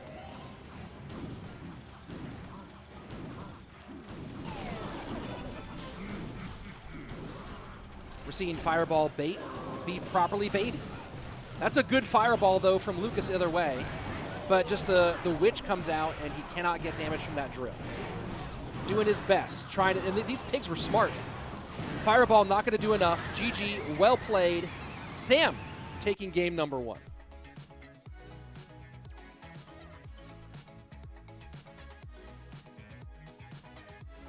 Or was that game number 2? Was that game number 2? That was game number 2. Excuse me. There we go. 2 up, 2 down for Sammy. Let's see.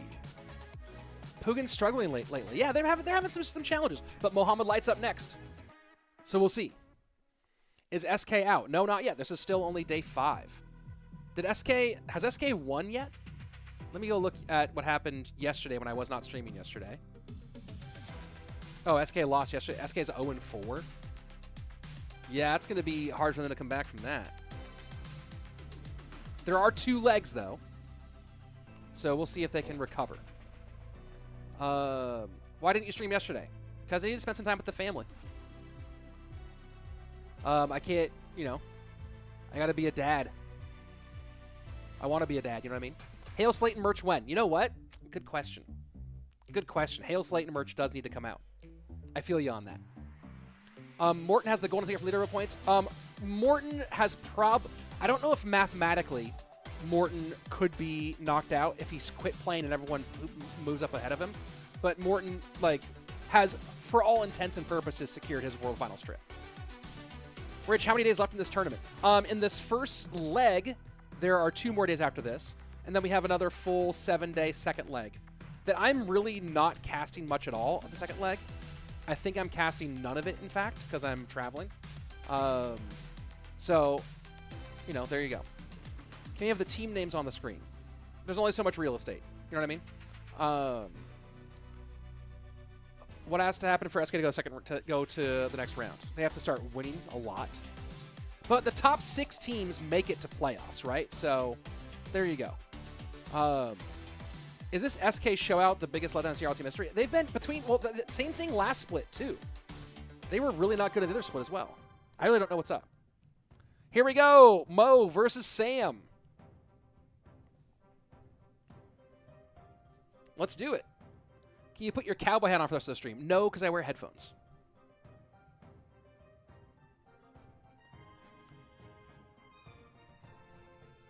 Osama, Rich, is it possible to show the player's team somewhere on the screen? There's just so little more. There's not that much real estate remaining.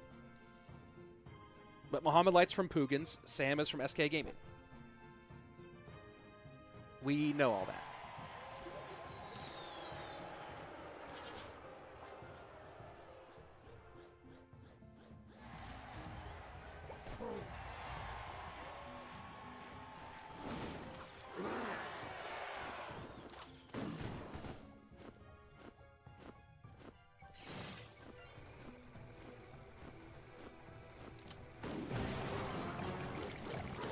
And Sam going with Lava Loon Barbs, it looks like. Just going to rage up this Loon, knowing there's no counter in hand. Full-on tower trade situation. Does he get enough from this Loon? I think he does not get enough. No, he doesn't. Sam just YOLOing that right-hand side and not getting what he needed from it.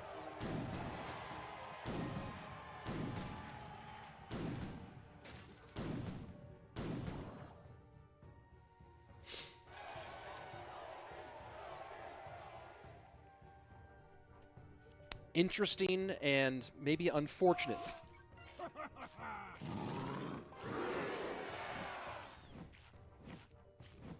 going to try something here real quick, folks, as I'm doing something. Let me try something out here while this gameplay is happening.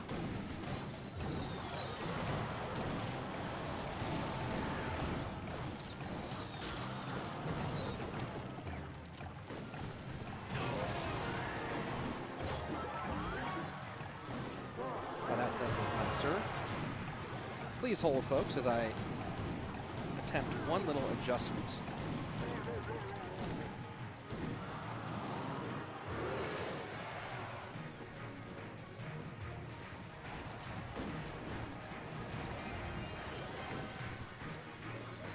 that I think will be nice in the end.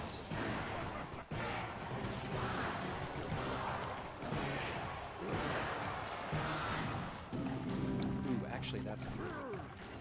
Is that better? Let's try this. Thanks for your patience, everybody, as I try to make one more little adjustment here.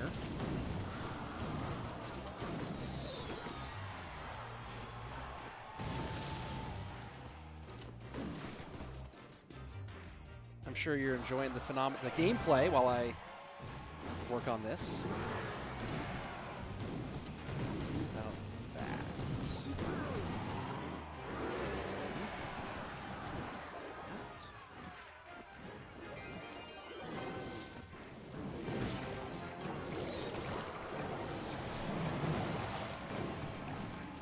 And I know this has been a little different today.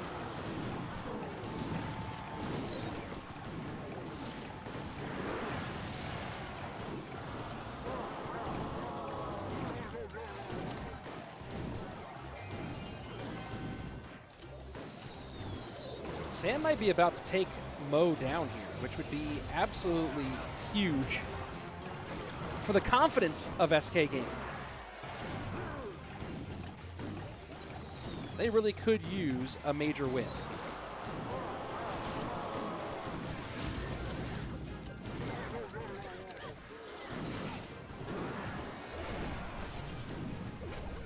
So will they do it here is the big question. Not going to happen. GG. Well played. And that's what I was trying to do, is make a better post-game screen. And we got it. Still tweaking little bits and pieces here.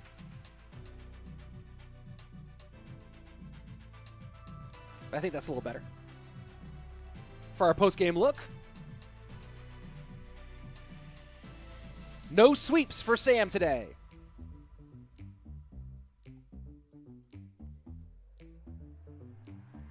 But maybe in the future. All right. Mo is too good. Yes. No one can beat the golden chair. Golden chair Mo is really dangerous. That's very true. That prediction fireball was insane. Rich with the caster's curse. Dude, that best caster's curse in the game. Everyone knows that. No one casters curses like I do.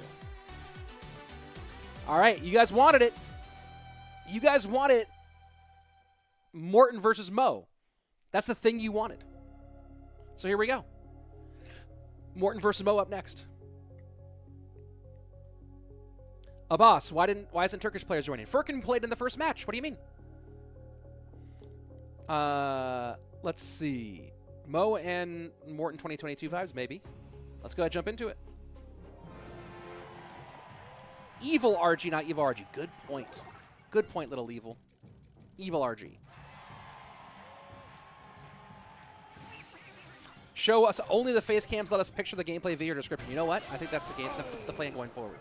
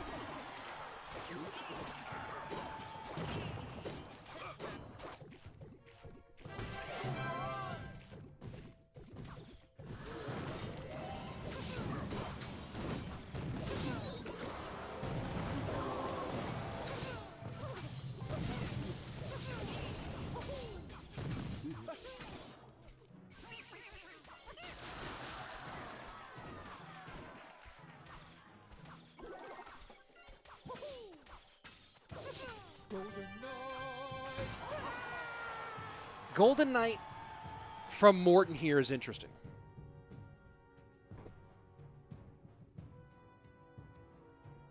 it's such an interesting choice. I mean, I understand why, and we saw it earlier.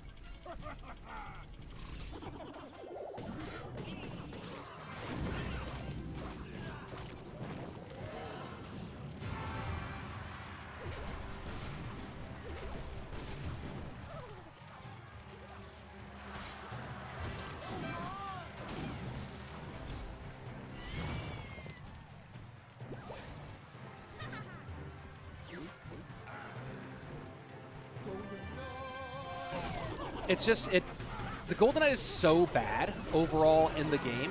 Playing it right now, and bad is a relative term, but it's so just not that effective that playing it in this situation, just when you're playing, not even in duel mode, just seems like an almost unnecessary risk.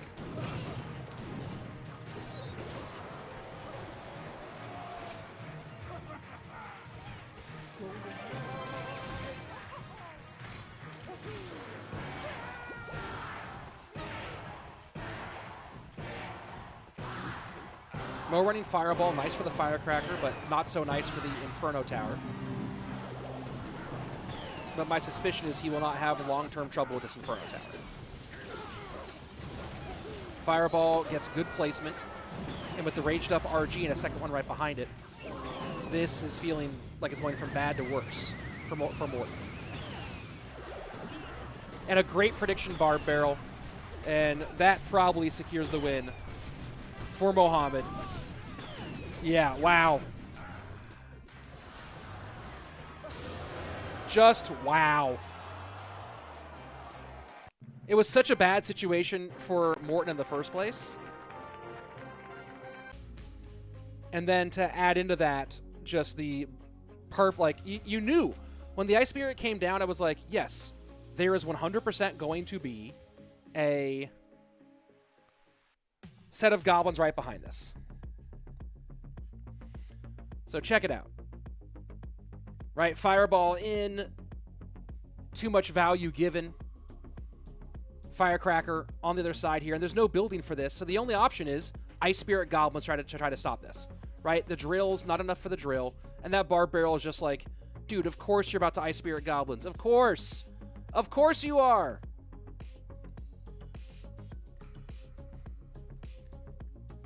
So all done. And that leaves us with a tied up 2-2 to go into the 5th and final and see if Faust can get it done.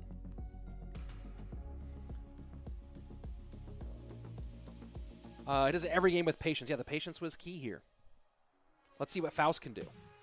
Bad matchup for Morten, not a chance for Morten. Yeah, a problematic matchup for Morten for sure. Let's go ahead and jump into game 3.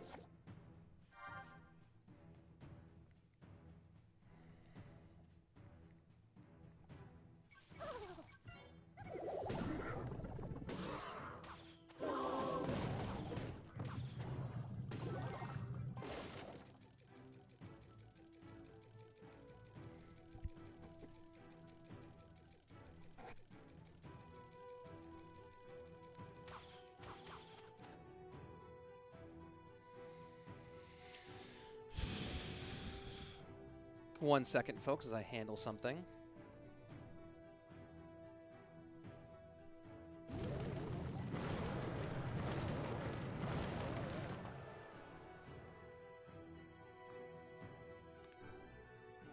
Sorry for some of the distractions today, folks. I know that it's been a day of some, for sure. Ram Rider from Faust. We've been seeing more Ram Rider today, and it's really interesting.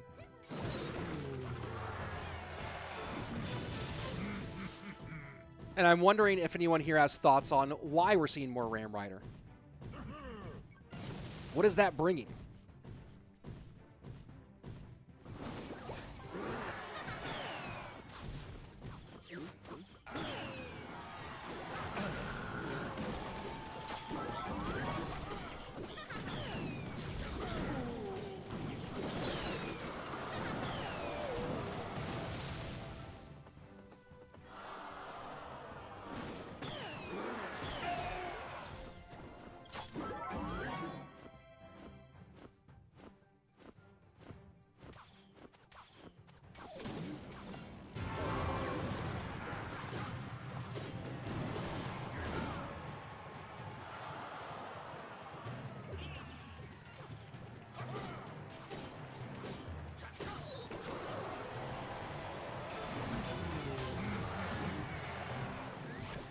Hog in. Ram Rider trying to work. That high Evo Firecracker is going to be a huge problem. And the Ram Rider just gets disappeared by that situation. And Mohammed Light, yeah, and Faust is just like, hey, yeah, you just Evo Firecrackered me into another universe. That was crazy. Because Ruben is top 5 using Ram Rider. There we go.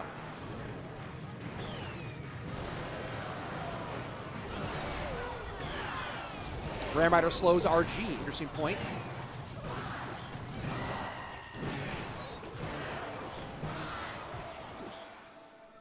Dude, that thumbs up emote from Faust was so like, bro, what just happened?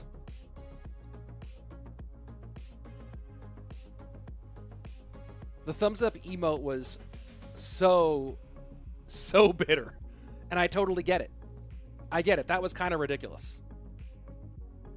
That was kind of ridiculous. No questions.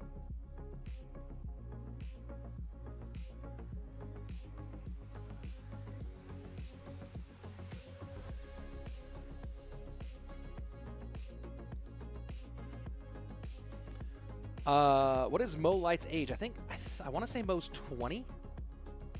Where can I watch second leg if I can stream? I'm not sure who's streaming second leg. A lot of the English streamers just are, it's a busy time right now. So I'm not sure who's going to be streaming it in English afterwards. But either way, that set goes to Puigins after a 2-0 lead for SK Gaming. Reverse sweeps for Mo. Who's surprised? Anybody? Was it a 2-0 lead or was it a 2-1 lead? Greco is still on the subway, by the way. Greco is still on the subway. That's crazy. SK Gaming going Sam, Faust, Morten. We'll see who Puigins comes out with for this set. Puigins, Greco, Lucas, Mo. So there you go. Mo has created a large gap between best second place and yeah. That's for sure. Hog EQ's best in current meta. The Evo Firecracker is crazy. He's 19, not 20. There you go, 19.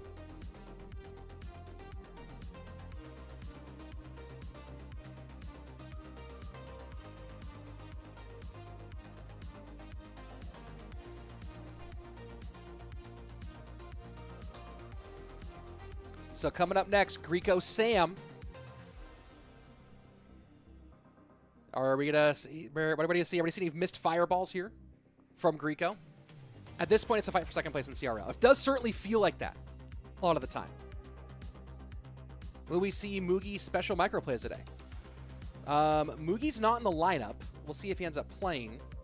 But you have not seen Mugi yet today. Here we go. Greco Sam.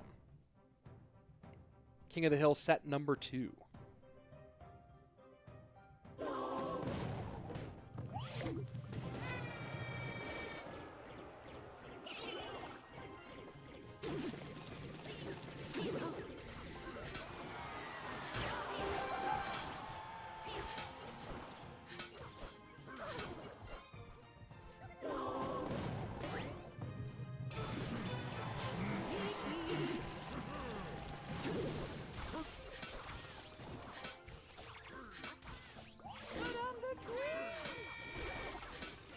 Evo Skeletons for Greco.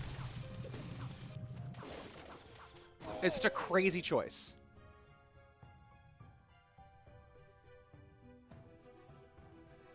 Rich, are you younger than Mo? Mo's 19. You think I'm younger than 19? Rich, do you watch any X Games or other action sports? Is this 1998? Who do you think has the best chance against Big Mo? Mookie, or honestly, if Pedro's comfortable playing on stage, Pedro. Those are my two best. I mean, maybe Adriel too. But again, it's like best chance is relative, right? Do I think they're gonna beat him? No. But best chance, I would say Moogie, Pedro, Adriel.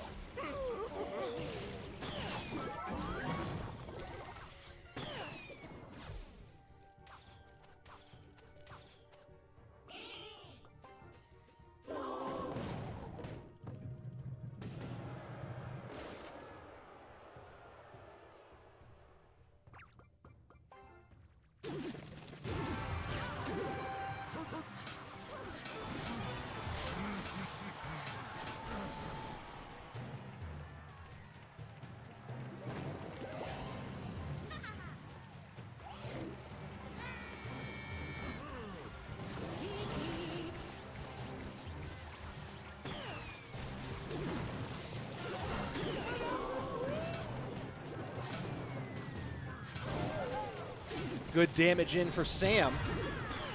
And we're just seeing sort of the weakness of these skeletons.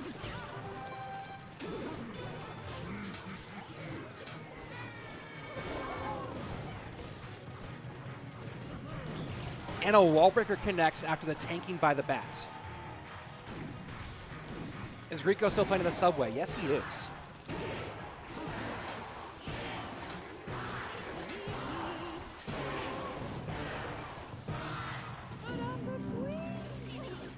And now the lead sneaks back by 10 HP for Greco.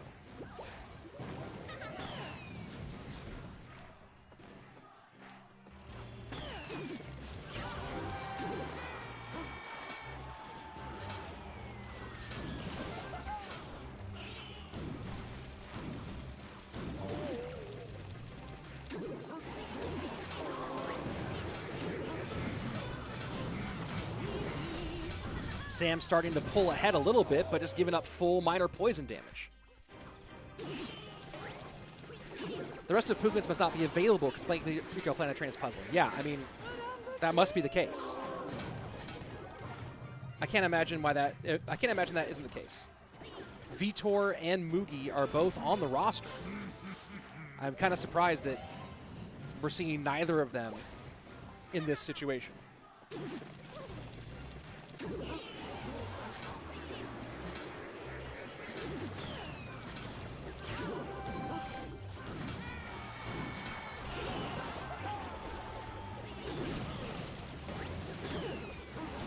And this minor poison just, Sam's not even looking at the minor poisons to stop them.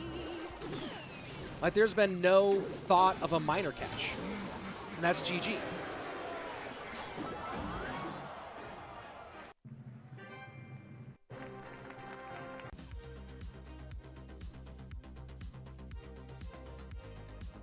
And Greco. Solid train performance.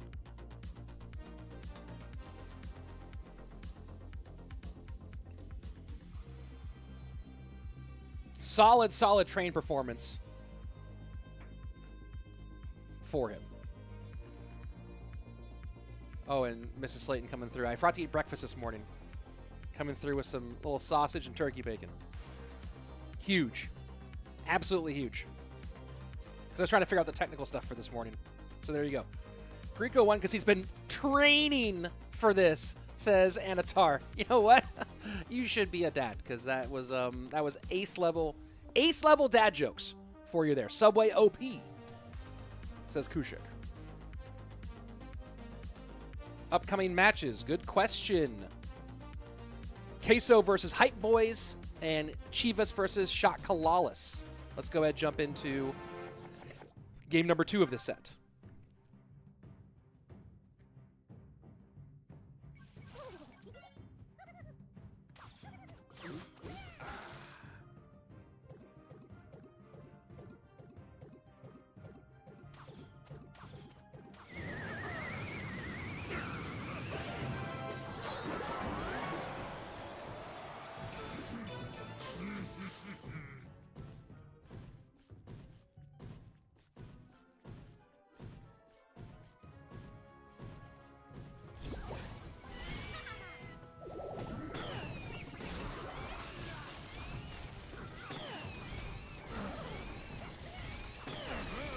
And this RG does get one.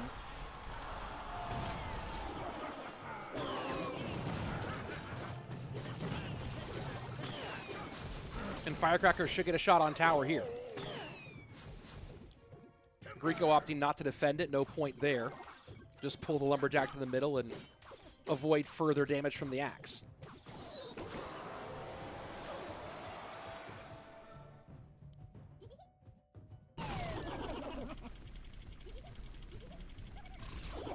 People asking about Ian. Ian's currently, I think, ranked like in the 40s or 30s. So needs to have a really good month or two to get in the mix.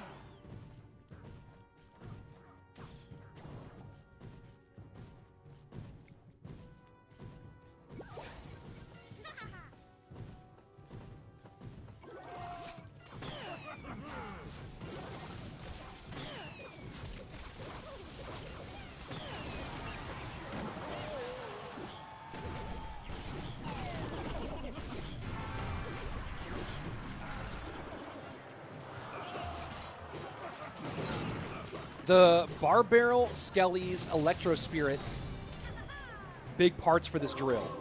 Imagine he misses his station because he's in the game.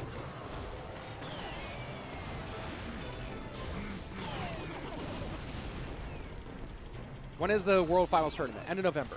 And I see some people really... are you a dad, Rich? Yeah, I have 2 kids. I see some people really unhappy about the deck situation, and I have to agree. I don't think this is the worst it's ever been. But it's amplified by the lack of deck restrictions. This is up there, though. But honestly, the Monk Bird meta was horrific. Where are you from? I'm from California. I live in Texas.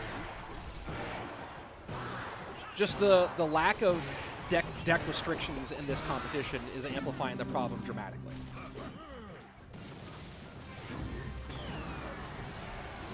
And you add in the fact that it's because of this newly introduced thing, it makes it even more annoying.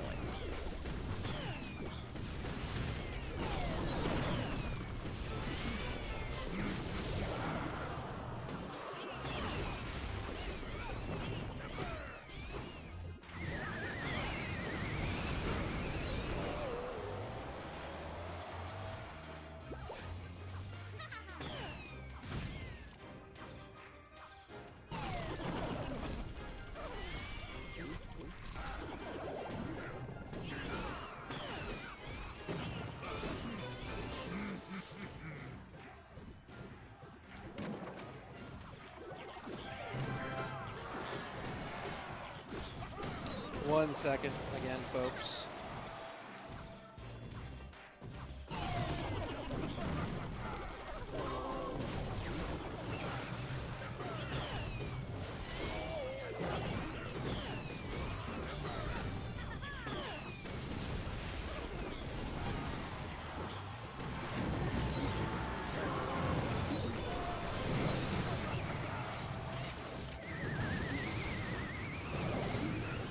RG going hard for Faust on the left-hand lane. Lead back. And he is now shredding both lanes, and Rico just trying to keep up. Doing his absolute best. But very difficult here. 980. NATO for this, if he can get a firecracker on, but he can't. He just can't. Not going to happen. And Faust evens things up 1-1.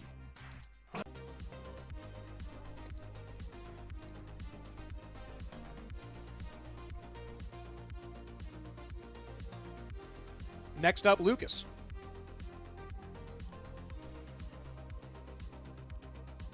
What if Greco's playing on the train just because he has better Wi-Fi than at home? Interesting. Is Mo playing? Mo has been playing. Is Mirror not available in this format? Mirror's bad. Like Mirror, so Mirror just being a thing, like Mirror being the mode, I don't love. So there's no deck restrictions, not until we get to the 3rd set, and it's dual mode for the 3rd set. They should ban all Evo cards. I don't agree. They're in the game. They have to be in competitive too. I just like it doesn't make sense to set things up.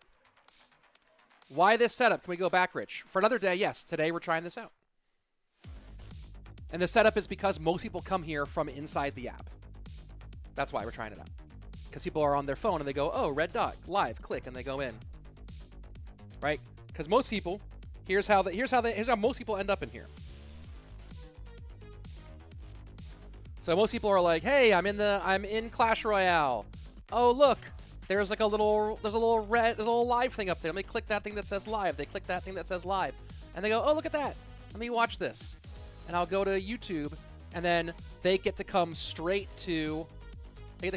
and get this, right? So that's why we're trying it out today, is give them a little bit more of a mobile-friendly experience.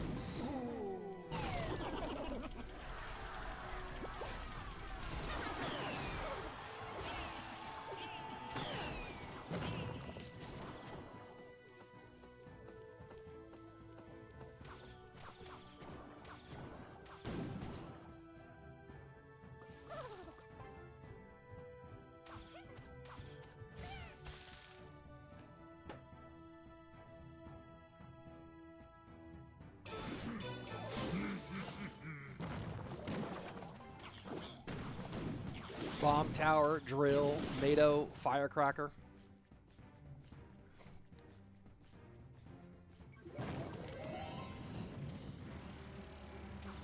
Papa Demo, that's how I ended up here. Yeah, just trying to balance out how I support different parts of the viewership. The plan is to long-term have both vertical and horizontal. But just wasn't able to make it happen today, so we went vertical today. Drill in on the left-hand side.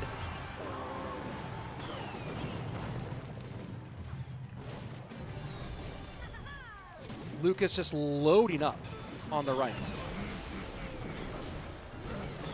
This is going to be some good damage here. The NATO pulls stuff back, but Faust in a lot of trouble here. Does he have Bomb Tower again? He doesn't, and this is probably going to be it. Firecracker just goes burn, burn, baby, burn. And now it's 7-11 to 26-09. Lucas is looking clean here.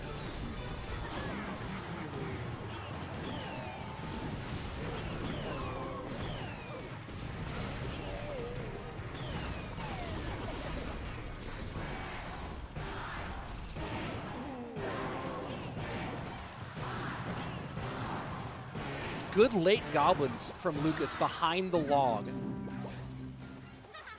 to maintain control.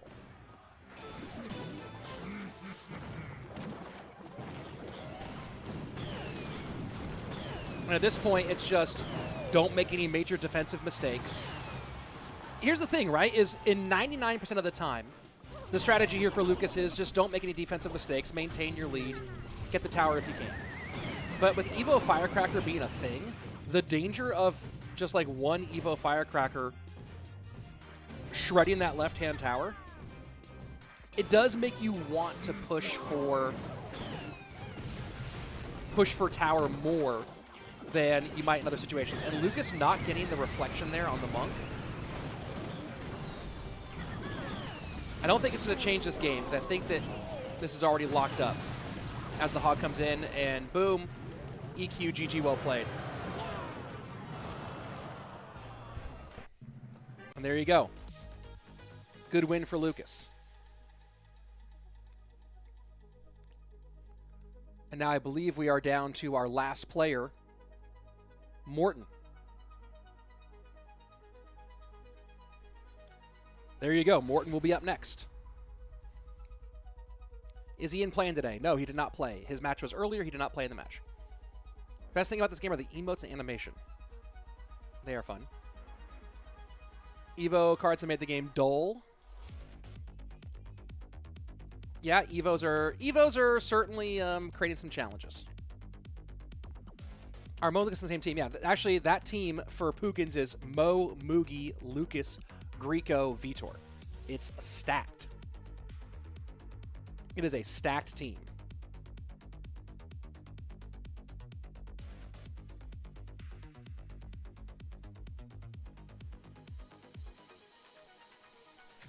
And here we go. Morten Lucas. Let's get it. Mac, how can I change the quality of video? I don't know what device you're on, Mac, but let's see. You can pinch to zoom on the YouTube app now for horizontal view to zoom into vertical. Is that actually true? I knew you could. It used to not be the case in the YouTube app. If that is the case in the YouTube app, then we're going to go back to horizontal fully. But that used to not be the case in the YouTube app. Let me try updating it, because if that's the case, then we are going to go. We're going to try something. Then we're going to go back to horizontal.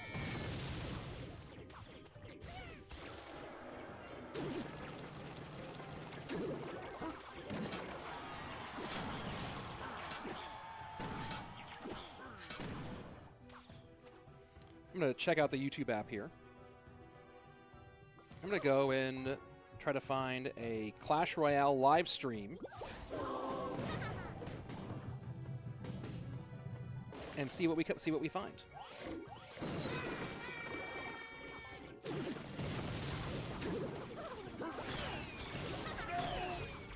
And see if I can pinch to zoom.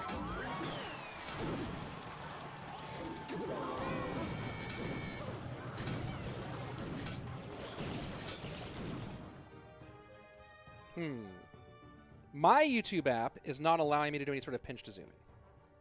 So I don't know if there's something different about your YouTube app versus my YouTube app. Mine does not allow pinch to zoom. So I don't know if that's just a difference in apps. I just updated the latest one. Oh, that's interesting. It will when it's in...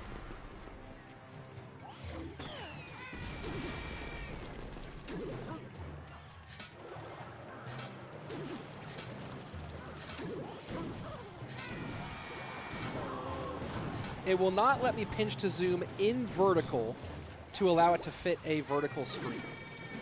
So it is very, very strange. And that just seems like it's too much going on to try to ask someone to do all that.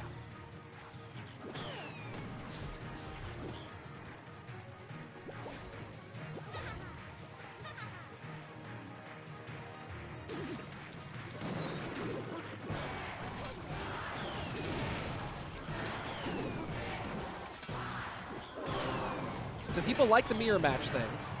I don't mind a mirror match when it's on occasion. What I do mind is just full-time mirror. Like, I don't like the idea of always having mirror matches.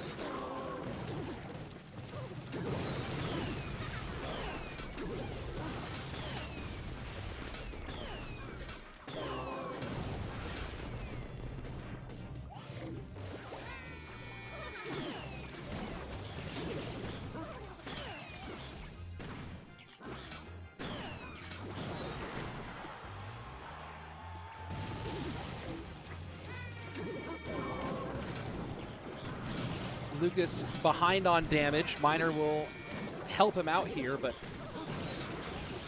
I don't know how you recover from this damage deficit at this point without Morten making a mistake.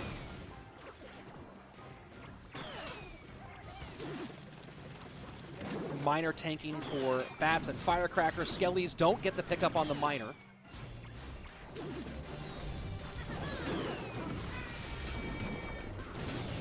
And you see the placement of the bomb tower there, anti-firecracker.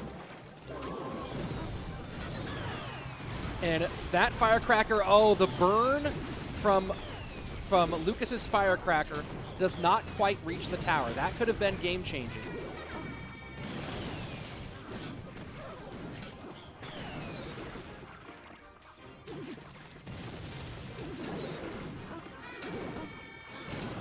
And this looks like it's going to be Morten taking us to game 5.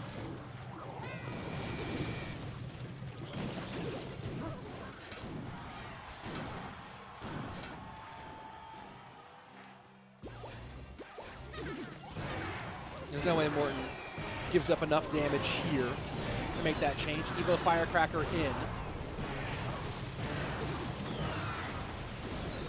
And Morten will send us to game number 5. Well done.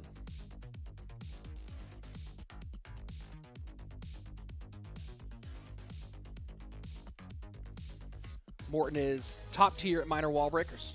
Everyone knows. Up next, Mohammed Light. Oh, here we go. Morten's minor wall breaker experience really showed through that game. Yeah, absolutely. That's where he is great in that situation.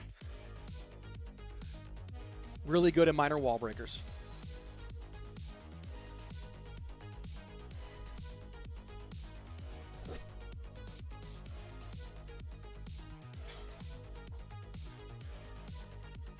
Mo versus Morten. Let's go Morten, says Tyler. This would be, I mean, look, SK Gaming isn't out of this competition yet because the top 6 make it. The top 6 do end up making it, right? So SK Gaming's not totally out of this competition yet. Yeah, the YouTube app needs to get their act together. Yeah, the YouTube app is really annoying. If you press video on him, it will play 2x. I don't even know what that means. Like 2x speed, or we'll go into a larger thing. Can we mirror an Evo? I have never tried it. I'm sure you can. I need Mo to lose to make competitive CR more watchable. Sure. Ben just says, hey. How the teams consist of? Well, there are also, the thing too is there are 8 teams, right? And top 6 make it. So you don't have to even get a winning record to make it to the playoff portion, right? So that's the other thing too about it is that But yes, SK Gaming's in a tough spot, but they could get it done. Favorite pair to wear on special occasions. I have a pair of whites that I really like a lot. Let's go ahead and jump into Mo versus Morten. Could be done right here, or we go to a game set number 3. We'll find out soon. Mance Raider saying Mirror always plays the regular. Good to know.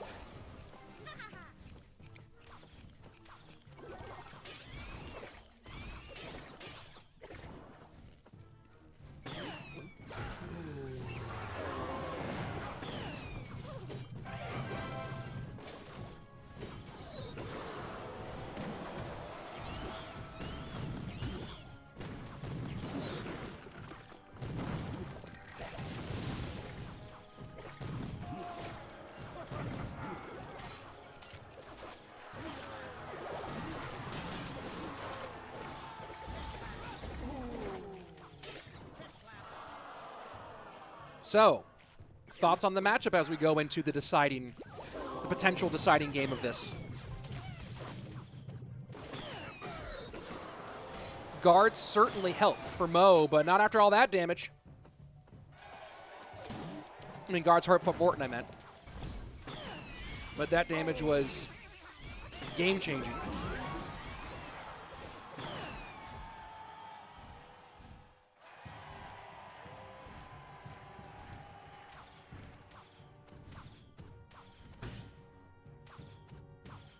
Big rip.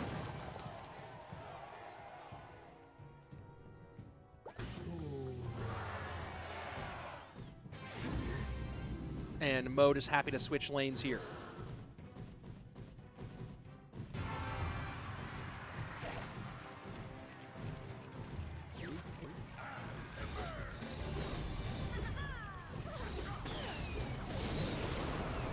And here we go. This is a chance for Morten to get some damage here. He gets 1. Not a second. The guard trying to add some to it. Morten clawing his way back in here. And they're pretty even on the elixir. The fisherman on the board is a problem for SK Gaming's captain. Is he a captain? Do they have team captains? Is that a thing? Good fireball from Mo. But Evo RG doesn't do much. And the barb barrel coming out.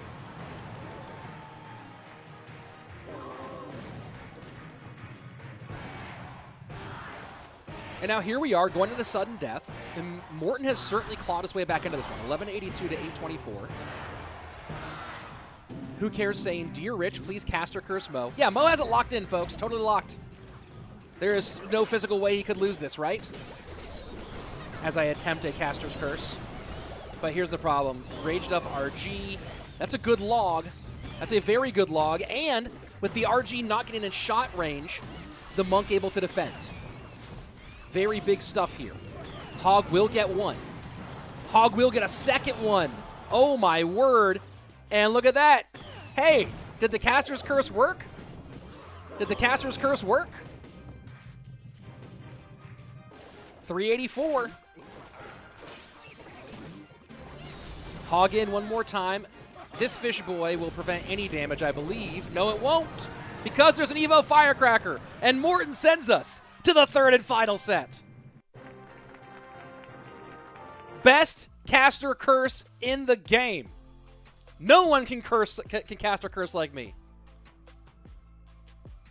My word.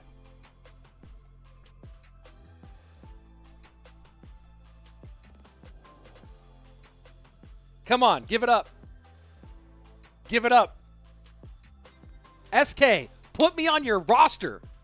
I don't have to play. Just I'll caster curse everybody you're up against. Best caster curse in the game. Boom. Please, I didn't take the replay of that. That should have been clipped. That should have been clipped, but we're not on Twitch. Rich OP. W Rich. Yeah, let's go. MVP Rich. Bro. Bro, that went hard. That went hard. Everyone acknowledging. I don't know if you can say Morten won that. I'm pretty sure I won that. I won that. Give me the bag. Give me the bag.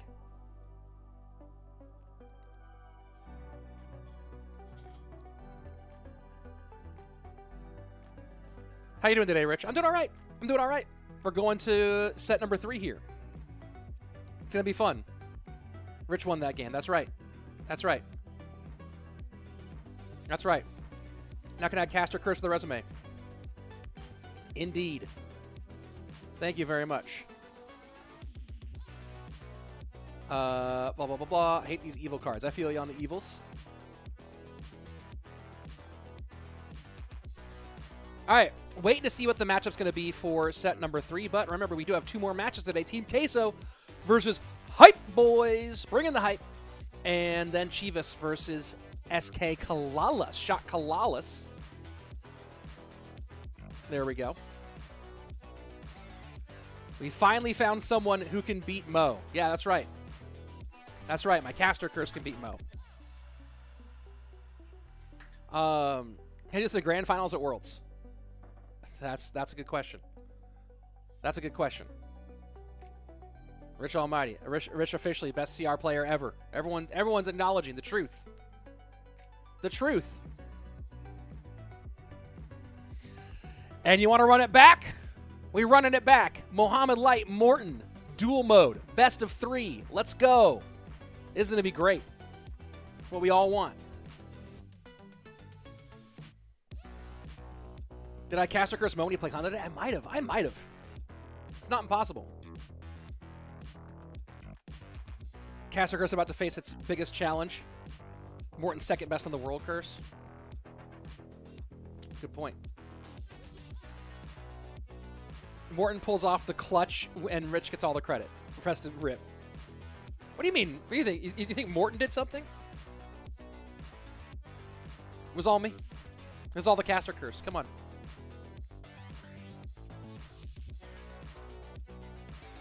I'm excited for this one. Me too.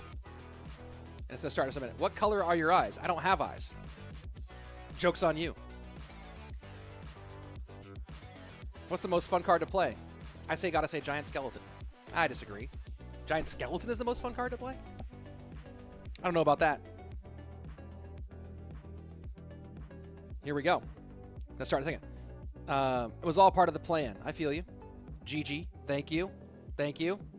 Who does KK play for nowadays? I don't know. He's not part of this competition, so there you go. And Morten did have some pretty great gameplay.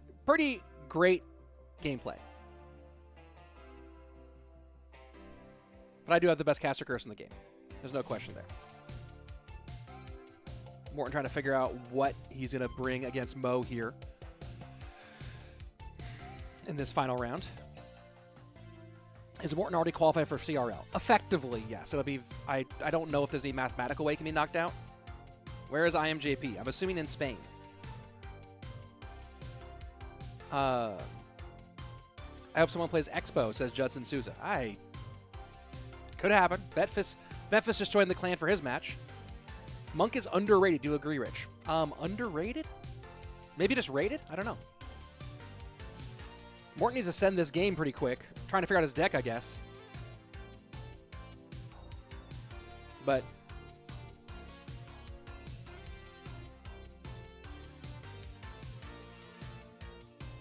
I don't know what's happening. They are taking their time here. They are playing with fire. Where is Jupiter King? My guess is somewhere in Korea, but could be anywhere, really. I miss Expo Master gameplay. SK Gaming getting a warning for delays. Wow. I want to go to the movies, but I don't want to miss this. Can they hurry up? I feel you. Hey, you can watch it on mobile. We're vertical. You know what I mean?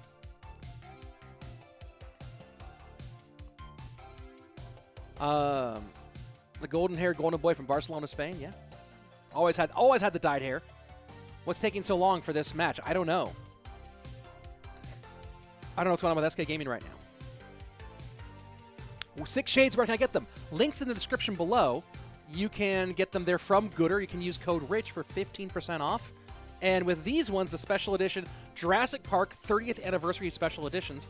They have a special Jurassic Park themed bag for them, and this very cool, all these cool little Jurassic Park touches in here. All right, Morten finally has posted up his match request. And here we go. Duel mode to decide the match. Morten, Mohammed Light, let's go.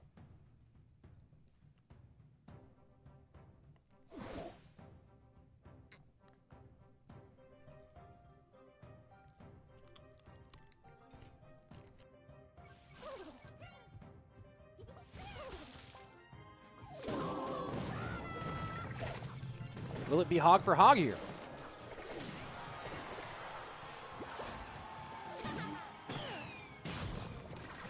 And yes, it will. Might be a complete, precise mirror match.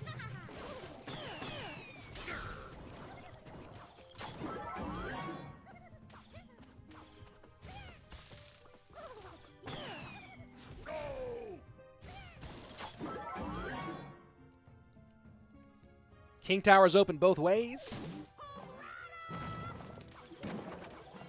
Slight chip lead for Morten to start things off.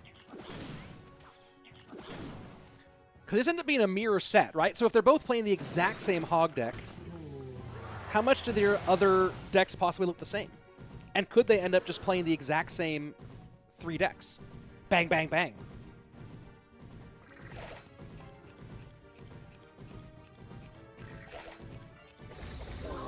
Yeah, I was going to say, does Morten log here to get his monk inside the tower range?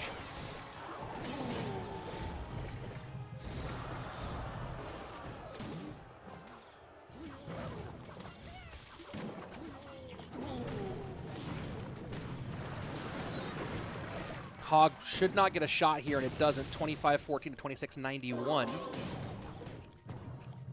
Lead for Morten. Elixir up by about 3/4, almost a full Elixir lead for Mohammed.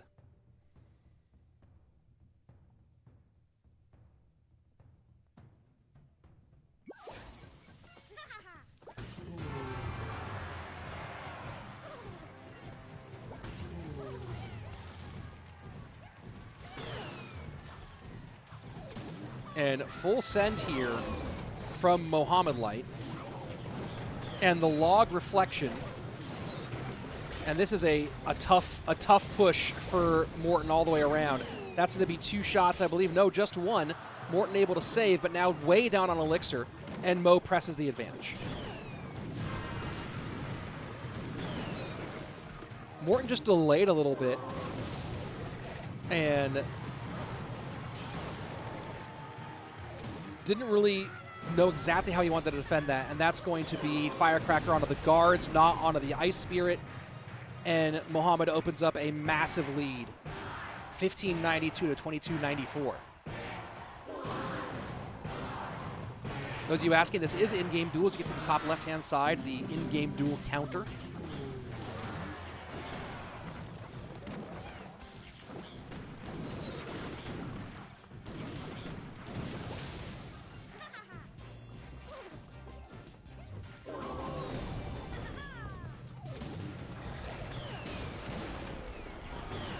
The reflection here from the monk could be really useful for Morten.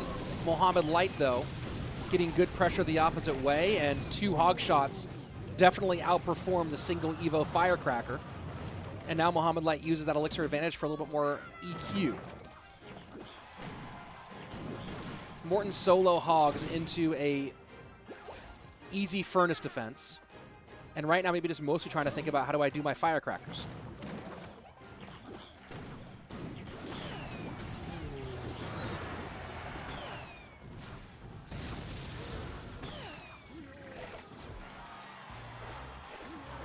.626 to 12:52. You see Morten waiting for that log to make sure it actually does go ahead and get on that tower. Morten would love to not spend a bomb tower there, and he doesn't. Hog does not hit, though, because of the Ice Spirit of Mohammed Light. Now this time bomb tower to defend against the Hog of Mo. Good pickup against the Firecracker here, 302-904.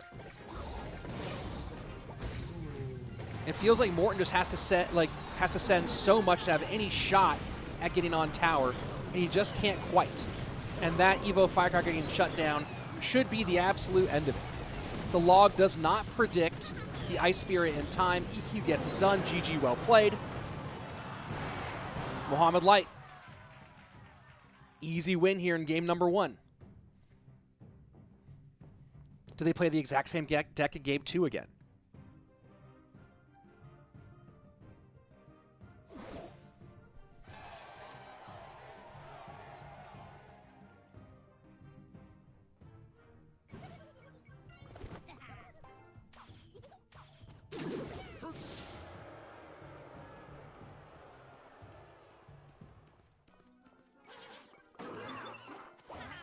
And definitely not the same thing. A bridge spam variation with the Battle Ram, no less, out of Morten against Mortar Miner for Mo.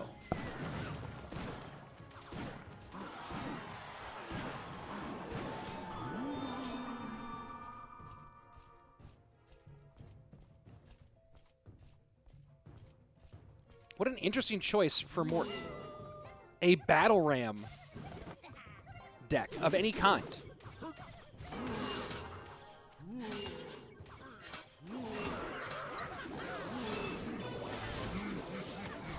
But look at the damage he's getting here.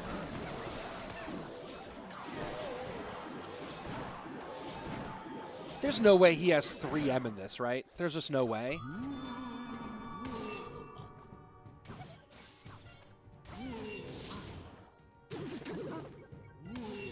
And Morten's doing a good job of forcing Mo into an elixir deficit.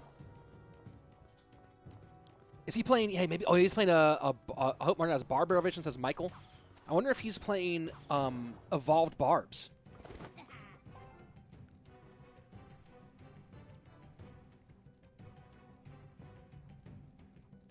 $800 HP lead.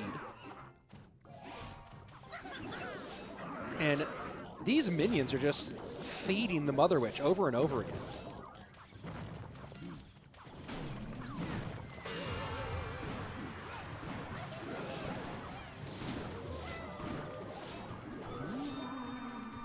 And just a cycled here spread. This has to be Evo Barbs. Magic Archer. Miner to the inside. There you go. Here come the Barbarians.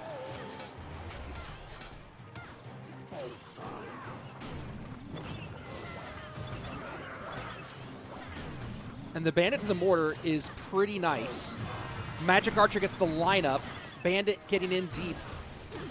Mighty Miner can go down. Miner trying to control here. And a nice Royal Ghost to pressure in front of the Magic Archer for Morten.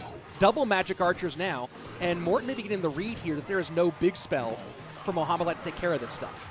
One Magic Archer on the tower. One Magic Archer on the Mortar. The Mortar just disappears. And Morten opens up a big, big lead. Ghost to the left. Miner will have to come out. Miner does come out on defense. 15-42 to essentially a shutout on Morten's side. This is working out really, really well for Morten. What a deck! What a deck pick! And what a kind of a shocking deck pick here.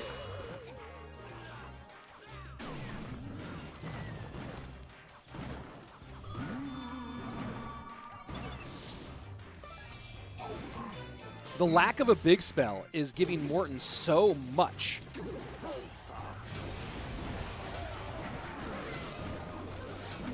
So, good snowball from Mohammed Light. But I don't think there's enough here.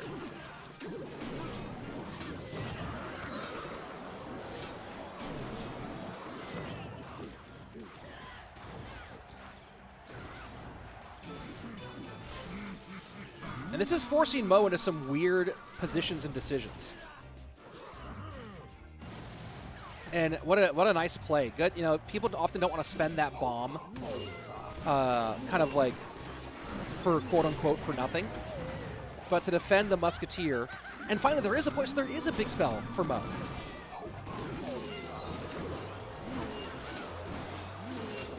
So Mohammed Light was opting to control rather than kill against the the Magic Archers, and just did not work out.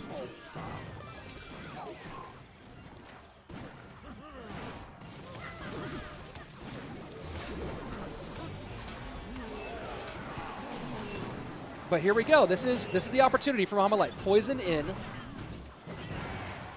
but Mortar won't do enough. Mortar will not do enough. Miner won't get enough damage here, and we're going to game 3, folks. This is going the full 13 games. The full 13 games for this match.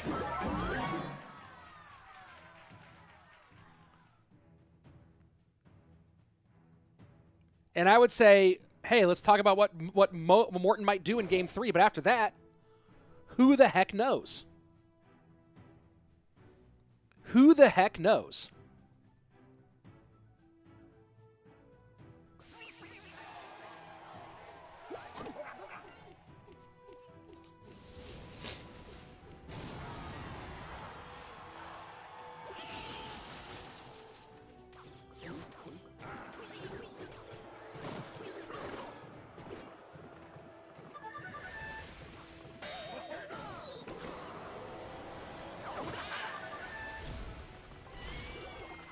And now it's, what a fascinating choice for Mohammed running Rascal's Bait.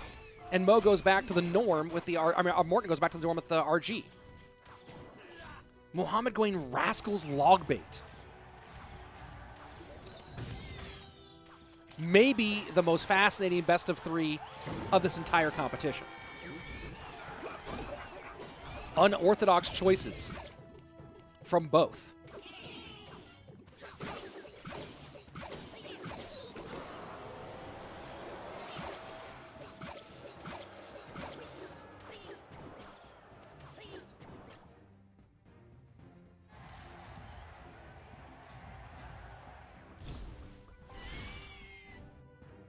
Morten setting up Bird.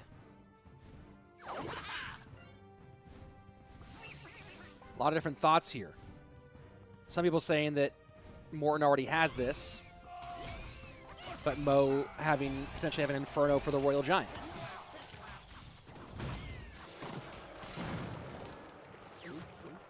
But RG Evo no building, Morten definitely won, right? So there's stuff all over the place. Madi saying, honestly, Inferno Tower is possible, right? So there's so many different takes right now on what the heck we're looking at. And now we're going to find out a lot right this second. And those arrows look like bad news for Mohammed Light.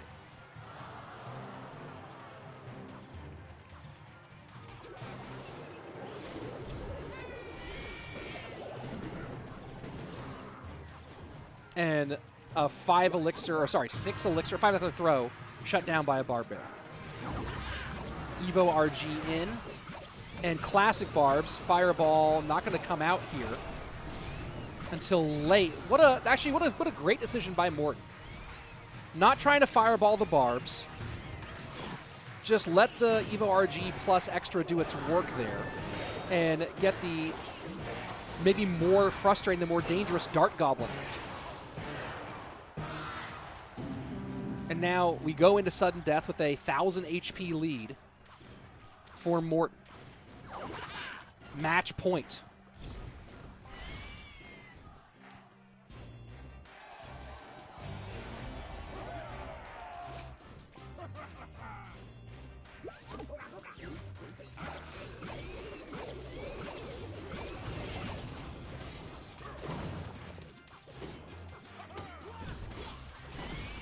And now with Evo Barbs out of cycle, let's see if Morten chooses to go RG to the left. He instead sets up with another Fish Boy. And we should see the Barb Barrel go Skelly's high, Barb Barrel low, prevents all the damage. Well defended. But this bait deck is starting to really put some pressure on Morten. That lead has evaporated, and now look at the damage on the left-hand side. Dart Goblin out, now Goblin Gang behind the Rascal Boy. Barb Barrel goes left, but now Goblin Barrel and Wall Breakers are all in, and Morten has nothing here. Morten has absolutely nothing here. Mo playing an absolute brilliant gem. Morten playing completely from behind now. And now wall breakers plus Dark Goblin to that right-hand side, and it forces out the Barb Barrel. And Morten picks the wrong side, and Mohammed Light. What else is there? What else is there? What else is there? I don't even know, man. I don't even know. What a comeback. What a crazy, crazy comeback that was. That is one of the craziest comebacks I think I've seen. That is just wild.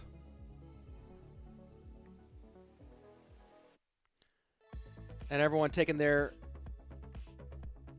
thoughts. That was just crazy. That duel was the most fun that we've had today, by far. Can we get the standings, please? I'm waiting for the standings.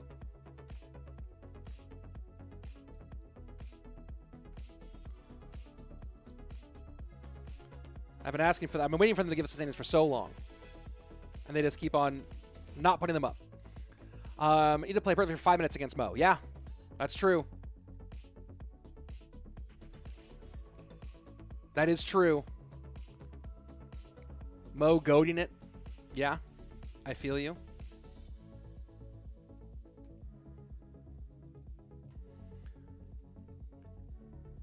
Mo is the GOAT. Yep. Oh, here we go. Let's take a look at the standings, folks. And with Tribe Gaming taking the L today, they open up room for Puigins to jump ahead of them. So there you go, right below. On that win, Puigins takes control of first place one more time. SK Gaming really hoping that Chivas loses today, right? SK Gaming can still make top 6 and make playoffs, right? They just got to hope that Chivas in particular. Strangers is kind of like, they could chase Strangers as well, but they really would love to see Chivas lose today, and that would help keep them in the hunt for this competition overall. But right now, Puigins on top of the table, Tribe Gaming having lost, open up that door. Strangers, with a nice win, create some distance from SK Gaming. So SK Gaming, really looking at our next matchup, or our final matchup of the day. Actually, our next 2 matchups, right? So look at our next 2 matchups in light of that. We have Hype Boys versus Team Queso. And Hype Boys, really, SK does not want to be competing against 2 teams here. So Hype Boys needs to lose for SK to really feel comfortable. And then they want SK CALALAS to beat Chivas, which they should. They very much should. So those are our 2 remaining matches for the day. And again, one more time looking at the standing situation. So there you go. There you go, folks. All right. Hype Boys will be Geralt, Hika, and Coco against Team Queso's Sebastian, DarkAngel, Surgical Goblin, and DarkAngel. So there we go. P equals points. Yes, you get 1. For a 2-0 win, you get 3 points. For a 2-1 win, the teams split the points, 2 to the winner, 1 to the loser. That's how it goes. So there are 3 points available every match. A 2-0 sweep is 3 points to the winner, 0 to the loser. And a 2-1 win is 2 and 1 to the winner and loser, respectively. So there you go. So there you go. Ruben on which team? SK CALALAS in our final match of the day.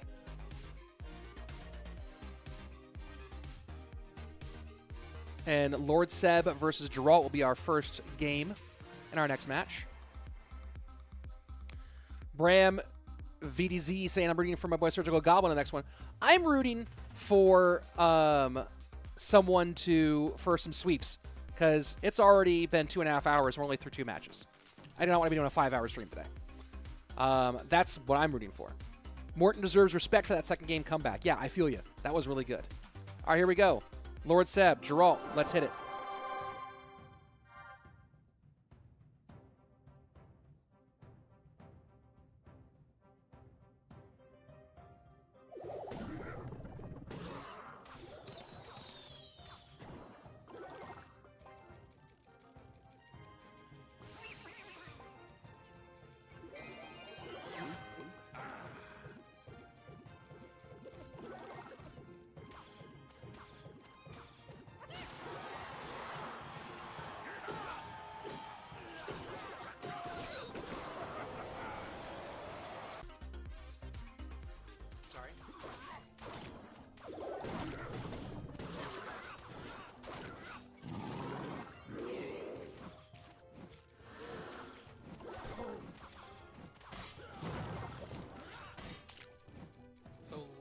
for Geralt. Lava game 1. Golem game 2 for Geralt. This year against Lord Seb.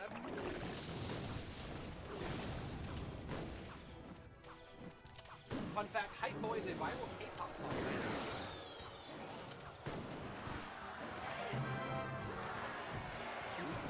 Usum say no. Understand how SK saw the chance. Well, there are 9 matches left in the competition. The top 6 teams advance to the playoffs. And currently, they are number 8. Audio is super low. Which audio is low? Like my...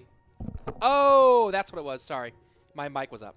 There you go. So the reason why SK is still in is the top 6 teams out of 8 make it to the playoffs, and SK is currently still in 7th place. There are 9 matches left.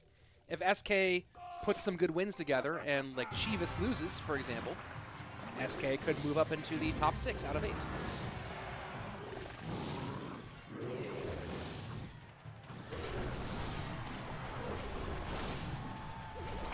And let's see if Geralt can do some real lava stuff. SK also wants Hype Boys to lose. Yeah, SK really needs Hype Boys and Chivas to both do some losing. I'm not saying that SK is going to make playoffs, but if they start doing some winning and SK and Chivas do some losing, or in Hype Boys and Chivas do some losing, SK could certainly make it. This is only 5 out of the 4. This is only day 5 out of 14 total days.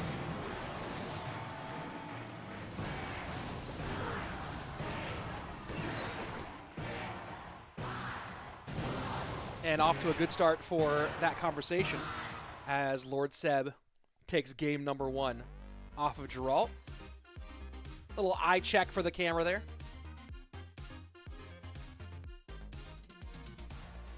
As we begin match 3. Wait, this is a double round robin? Yeah, this is leg 1 of the round robin. There you go. Full-on double round robin.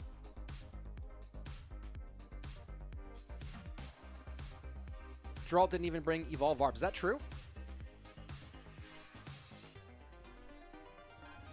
Let me go take a look. Lava Loon and 100 Fireballs never good. Yeah, that's definitely a problem. Next up will be Hika for Hype Boys.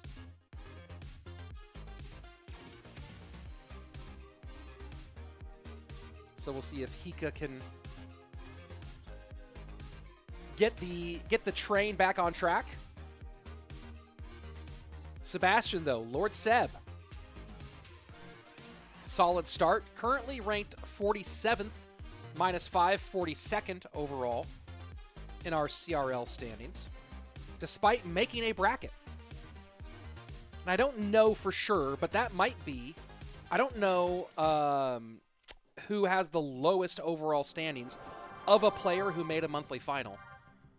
But that's got to be pretty close. Lord said that was the only time making the round robin for him. And he made it out in the first round of the bracket. You know what? I can probably figure this out, actually. Let me see.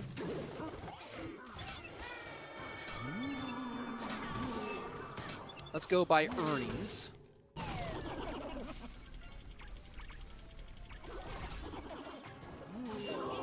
No, that can't be the best way to do it.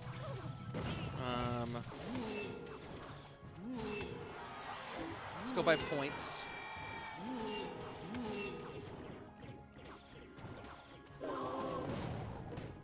Oh, did Eric make a bracket?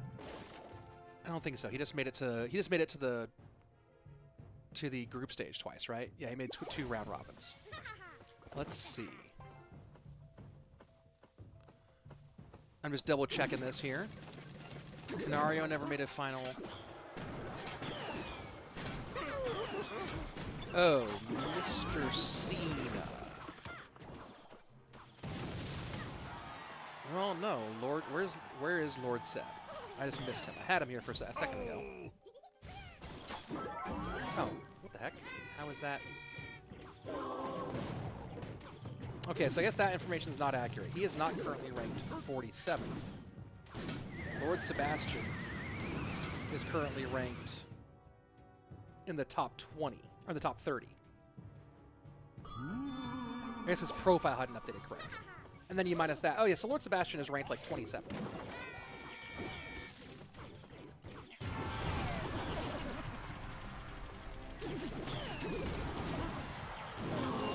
If we go look at...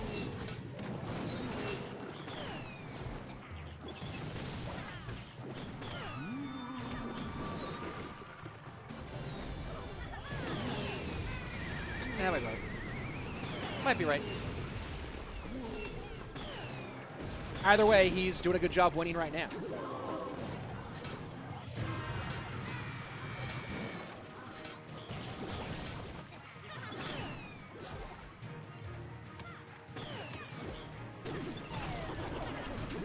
Bandit does do some good cleanup work on that Firecracker. And the Evo Firecracker of Lord Seb gets very little for its troubles. Other than getting a +1 trade by forcing out a bomb tower.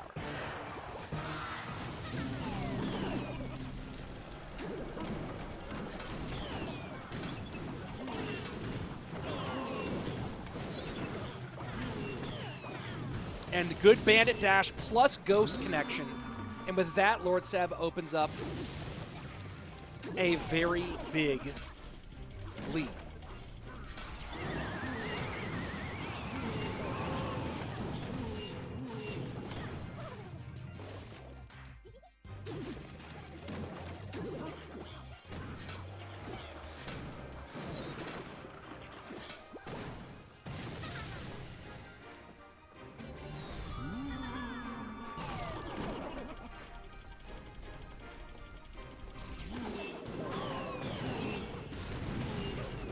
$883 to $1540. Is there a way for Hika to get back in here? He needs that to happen on the other side of the board, not on this side of the board. These drills are just proving a problem, as they're getting guaranteed damage every time. And not just the little bit of pop damage, but a little bit extra on top of that.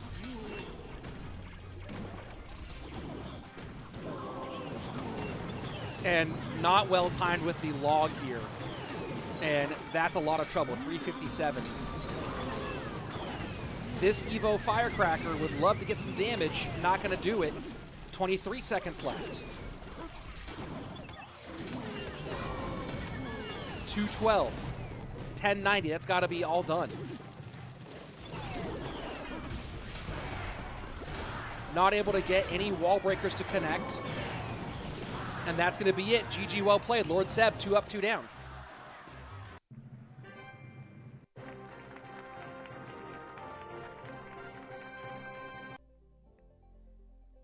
And next up will be Coco for Hype Boys. And thank you very much, String Cheese. This is the first Clash Royale I've been to. Do not disappoint. Hey, thanks for coming. We do this all the time. Do cycle decks require more skill than beatdown decks? It depends on who you ask. Cycle decks are more forgiving for mistakes.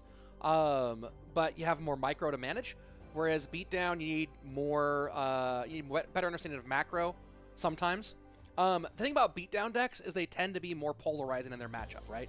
A big beatdown deck tends to be more like, hey, this, like, I win or I lose, and if I win, I can just spam stuff and I win. It kind of, so there's maybe a little evaluation there. Ram, Ian77 won't play. Ian's on one of the teams, did not play today. Let's see. Cycle cards are OP and beatdown's half dead. And that's another way to think about it too as well. Is Tribe going to play again? Not today, but this is a 14-day group stage and then playoffs. So Tribe will play again when we are back on the 27th for our next day of match play. So there you go. Beatdown or none, Geralt. Oh, that was an earlier comment. Here we go. Can Lord Seb get us the sweep to start things off? Let's go.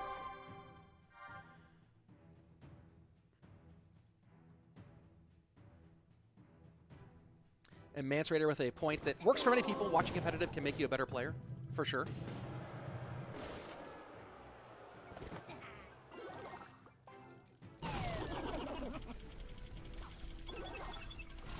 Is Mo going to play more? Not today. His team is done.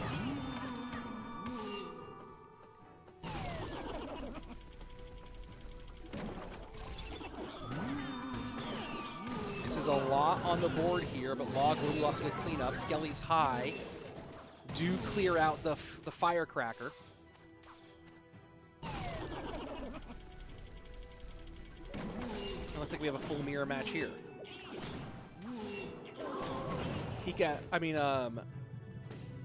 Coco happy to do that defense, knowing Firecracker's out of cycle.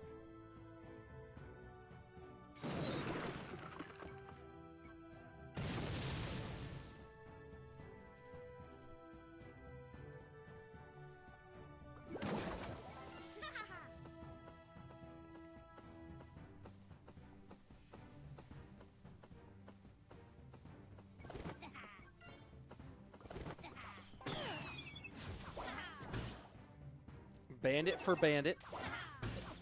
Little bridge fight here. I don't know the key to this mirror match exactly.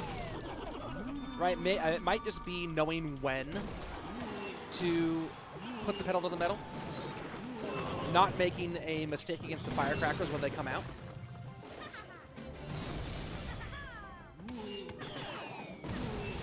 All right, like that low bandit. Did give up a little bit of chip here.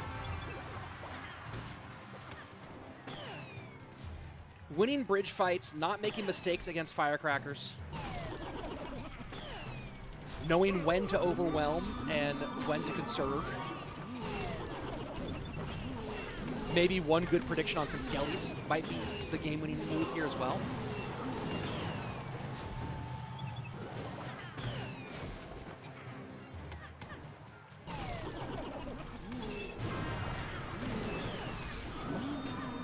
Right, we're seeing the skeletons being played the same way a lot.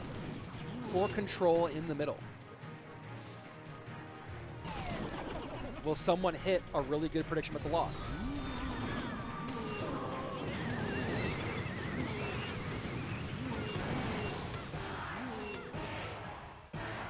Coco doing a great job controlling so far.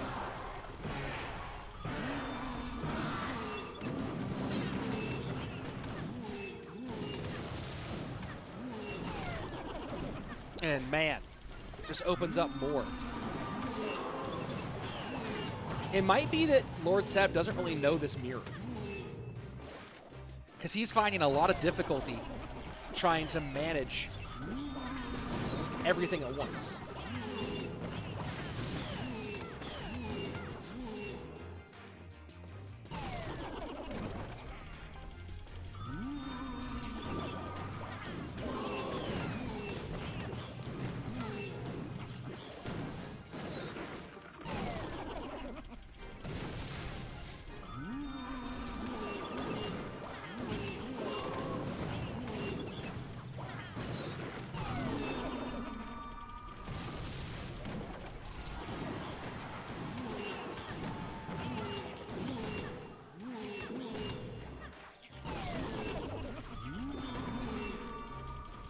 Seb has to control two things up high here.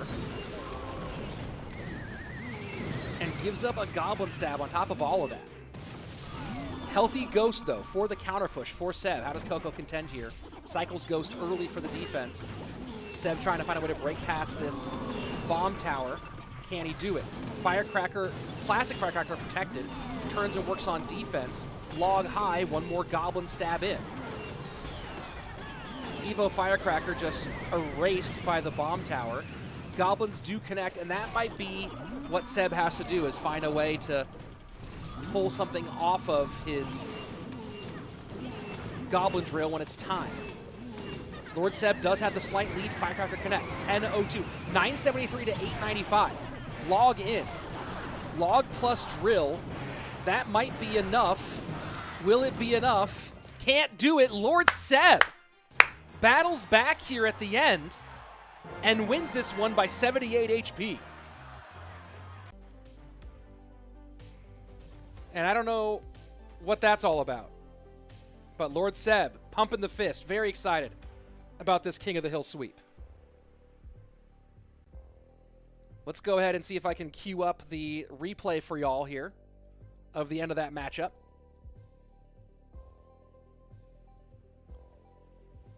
Let me get this one all ready to go. Here we go. So you see the lead pretty big here for Coco. But that exchange right there changed a lot.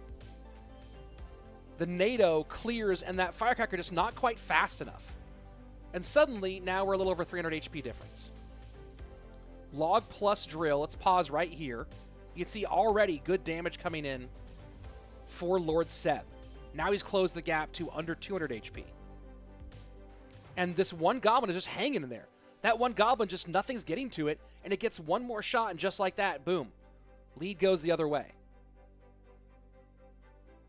And now, Coco going for one more drill plus log. But he does not get the same treatment from the Goblin. Look at this. 973, 895. There was the trapped Goblin. And this is one of the weird things, right? So it comes out 890. But see, that Goblin is not, that Goblin's on the bandit, not on the tower, unlike what happened for his opponent. So there you go. There you go. Lineups for set number 2. Queso bringing Keith, Sebastian, Surgical Goblin, and Hype Boys with Line, Hika, Coco. So here we go. Was that a true red, true blue situation? I'm not entirely sure. Let's go back and look at that, because let's see if there's a difference in how some of this was placed. Let's go forward a little bit here. Let's see where this drill goes. Drill goes there. Oh, well, the bandit's late. That's what it is. See this? Let's go take a look here. The drill comes out. Goblin is already out before that bandit comes down. Goblin was already stabbing before the bandit got down. Whereas if you look at the bandit by Sebastian, look at how much earlier his bandit comes out.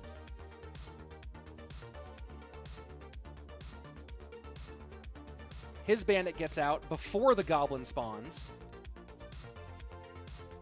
and Goblin gets on him instead. That also might be true red, true blue, but I think it was the slight difference in timing. Here we go. Line versus Keith.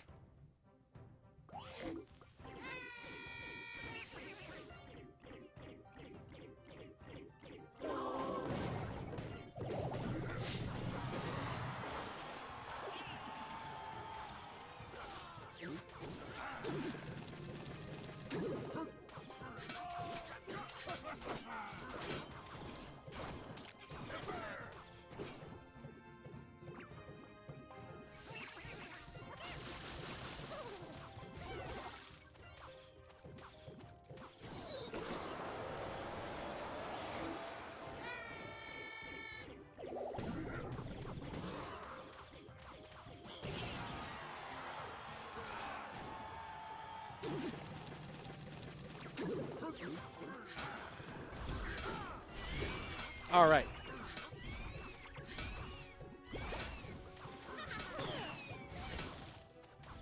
Keith out here trying to move fast.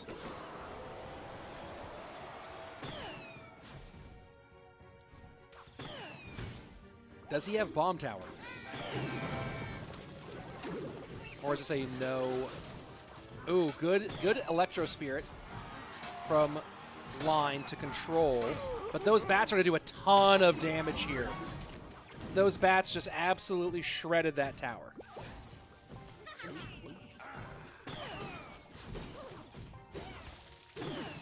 It looks like there's no building here for Keith unless he's saving it for potential Royal Giant cycle. Eve asking, what is true red, true blue? There are some, so even though from your experience, one person is red, one person is, you're always going to be the blue player. Really, the game assigns one person on the back end to be red and one person on the back end to be blue. And that's what's called true red and true blue.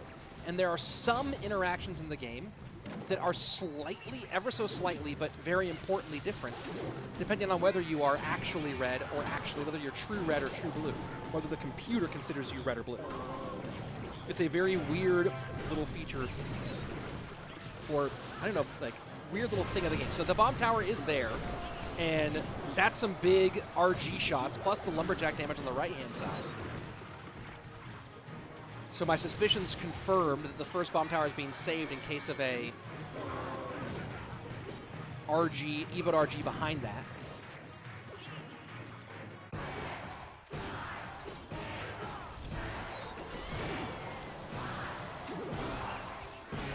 People are blaming the last one on the caster curse. That's fair. We all know it's potent. This time Keith cycling his bomb tower early, line splitting his fisherman to the right, and tries to predict the goblins with the barb barrel. Maybe doesn't get it done.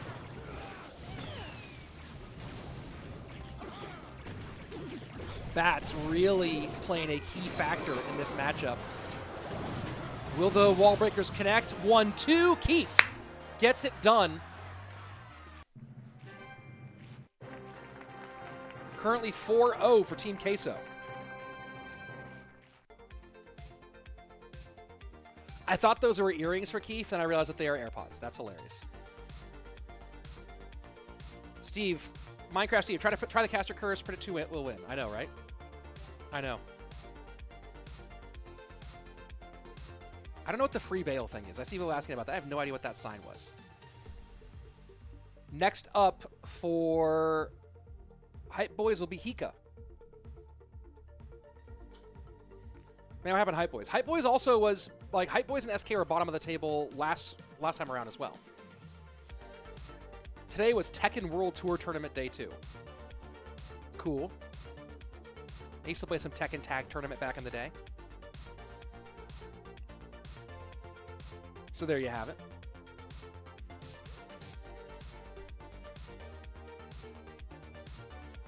Are those the Trex glasses? Trex, well, these are some gooders, and they are specifically some Jurassic Park themed ones, which are pretty cool. 30th anniversary of one of the best blockbusters of all time. Hey, Toxic Mythical, thanks for joining. Happy to have you here. Here we go, Keith Hika. Can the Italian keep it running?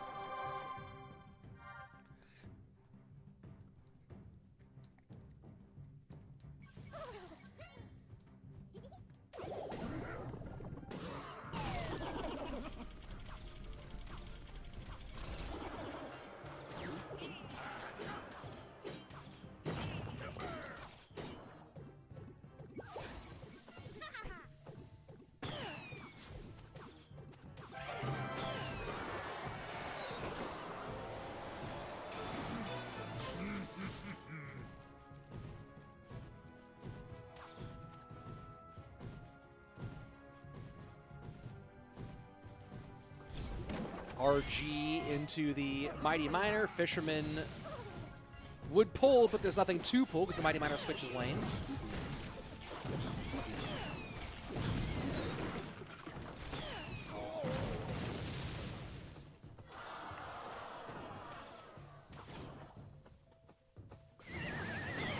Oh, nice little prediction there to prevent the King Tower activation. Get a little damage. You're going to put yourself down 3 elixir for that. Is that worth the effort? Is that juice worth that squeeze? As now the evolved Royal Giant should get at least 2. Maybe even a third. Oh, a third. And you still find yourself down 3 elixir.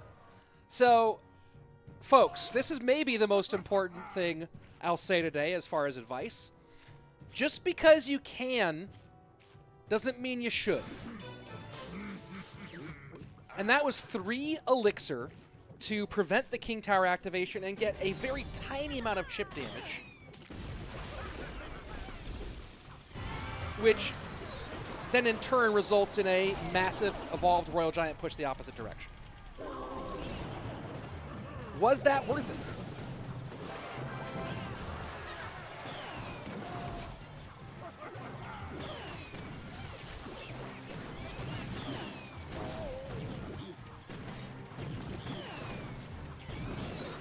Would it have been okay were there a classic Royal Giant, not an evolved Royal Giant?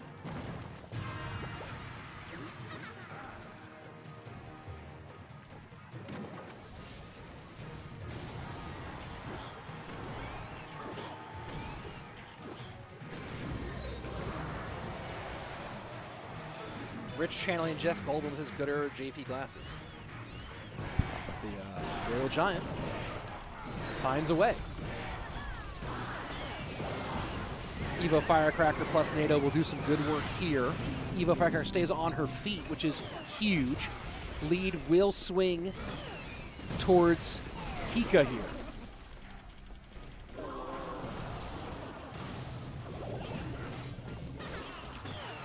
Now it's Keefe's turn to be spending and hoping. Good protection by Hika. Was it worth it? That's the big question now. We're seeing this extra damage coming in. Was that prevention of the King Tower activation worth it? Now that we have hindsight, it's starting to appear as though giving up that damage to avoid the King Tower activation may have been worth the price of admission.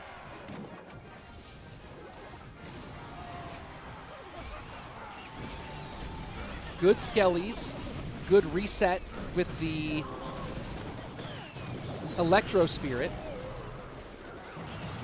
And this Firecracker is proving to be a huge problem.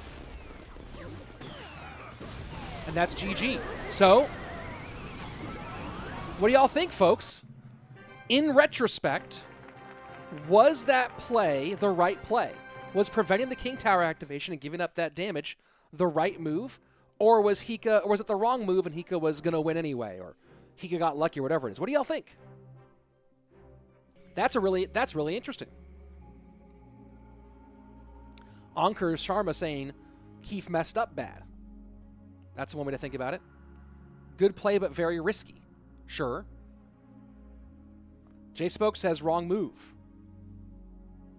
We need Smurfblade in here, our resident analyst, our resident chat analyst, to weigh in on that move. All the letters saying it didn't matter. Keyboard Smasher. Keefe could have played better. Better? Mance Raider saying worth it. Keefe needed to say Fireball for Evo Firecracker. Yeah, probably. That's probably a key factor here as well.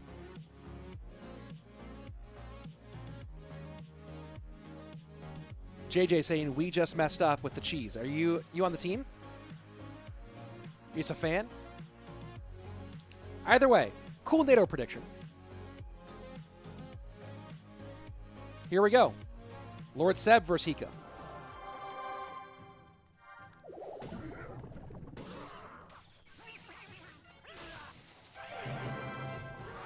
And both players opening RG behind King Tower.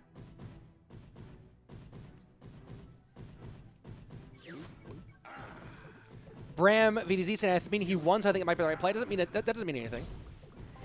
Keefe wasted a fisherman on the wrong lane, says Mance Raiders. That might have been the key factor.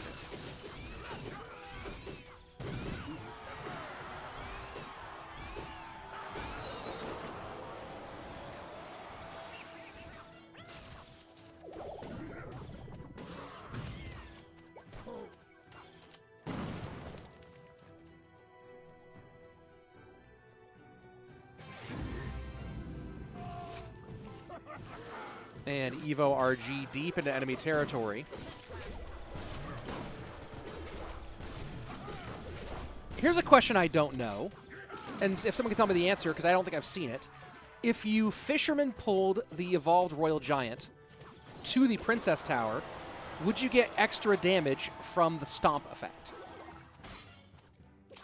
Would that little AoE Stomp thing do more damage to the Princess Tower?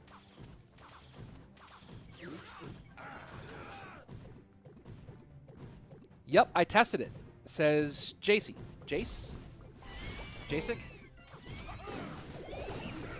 Okay, good to know.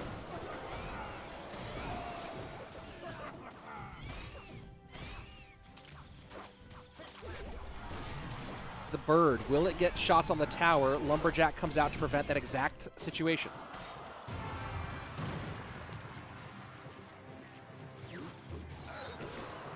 Mirror Fisherman King activation. New meta, says Mance Raider. I don't think that would be worth it, but it'd be interesting to see. 2 RG shots from a classic Royal Giant. Lumberjack drops the Rage, and that drops the troop off the board as Hika sets up his next RG push.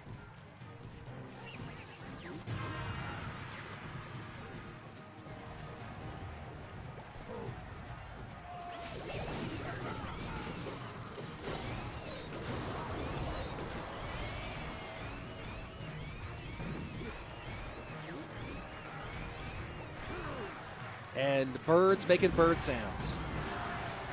Fishermen in on both sides. The skeletons there very late for Sebastian. You see him kind of scratch his head going, what? What just happened? And that Hunter connecting keeps Hika in this. Look at that.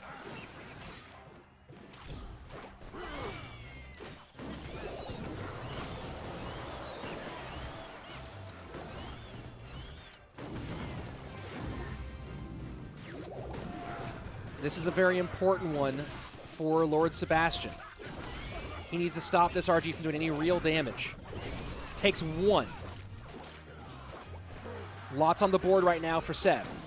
Hika trying to hold on. Great classic RG behind. Skelly's in the middle, maybe a half step early. Doesn't matter. Bird Fish Boy get in.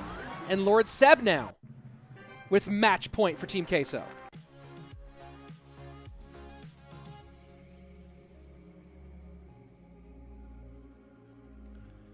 Good point here from Matthias. The Hunter giving fireball value off Phoenix. They're stacking.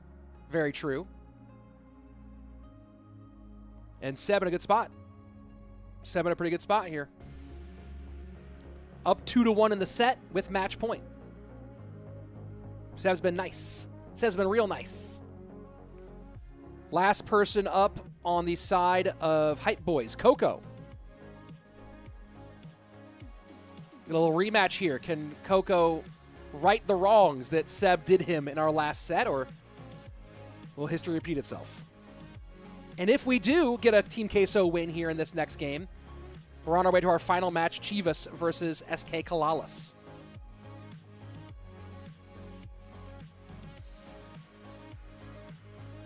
So we'll see.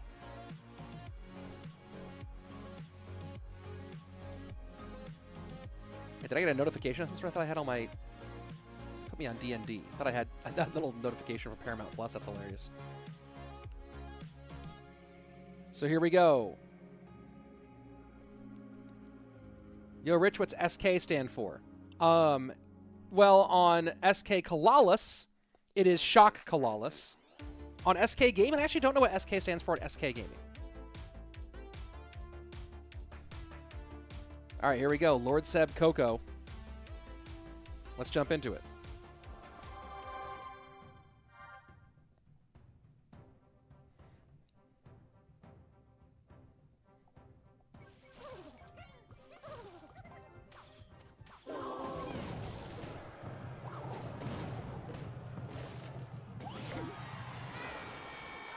Could this be the same thing in both directions? Probably not. Little wall breaker connection there to kick things off for Coco. And Sebastian choosing to EQ this early bomb tower. He will get damage on the firecracker.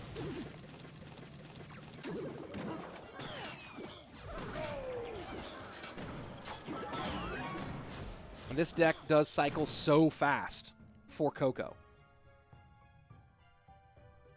But Lord Seb, if we get down late, will have the 3-card cycle with both EQ and log.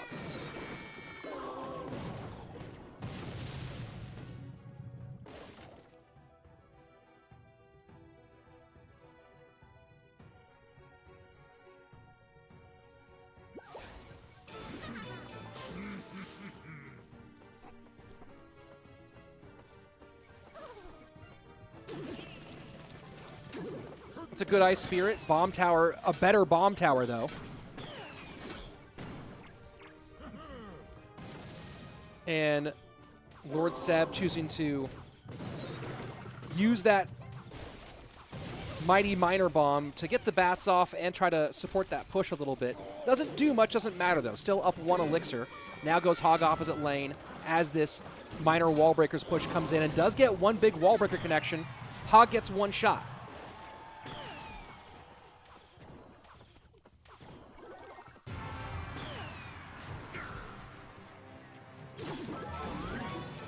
The owner's last name is Commando. His name's Schroet Commando? Is there a more badass last name than Commando?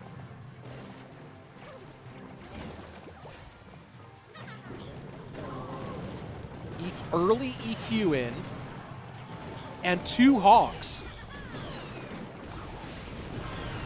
Seb trying to pull out all the stops and gets stopped right in his tracks. 2 Hogs, an EQ, a Mighty Miner, a Firecracker, a Partridge, and a Pear Tree, and you can't get past that bomb tower.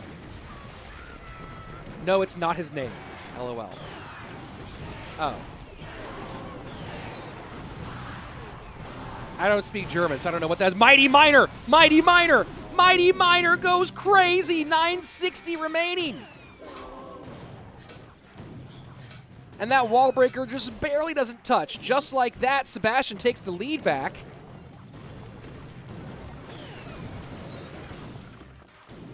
Oh, the Hog just barely does not touch. 789.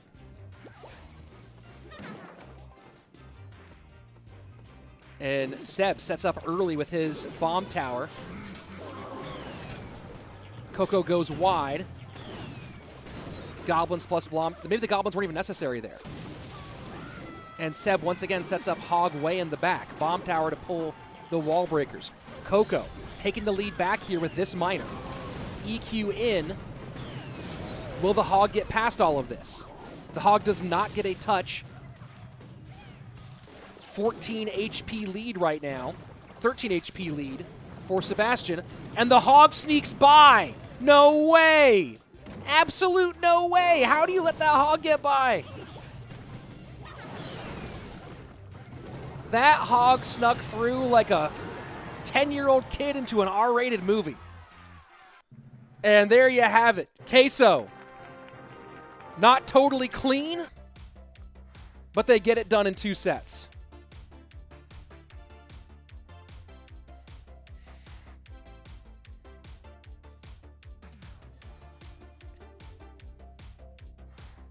Wow.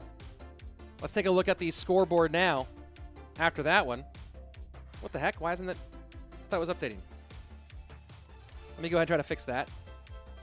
Why is the score? Why is that not? Give me 1 second, folks. That should have been working fine. Let me, properties. Why is that even? Let's interact with that. Why did that get paused? Why is that so far behind? Here we go. There we go. All right, let's go to our scoreboard view. Boom, there's our scoreboard view. Team Queso, with that 2-0 win, leapfrogs Puigins into the lead. What in the world? Hype Boys maintains their problem. The SK Gaming Hype Boys match, here's the thing about SK Gaming, we talked about that earlier, right? Is SK Gaming has their 2 most important matches coming up next. Because SK has Hype Boys. Oh, they already lost the Chivas. Never mind. I thought SK still hadn't played Chivas yet. Okay, that's interesting. That was the first match was Chivas 2-0. Well, they have to play him again in the second leg. But look at that. Team Queso jumps into first place, at least for the moment.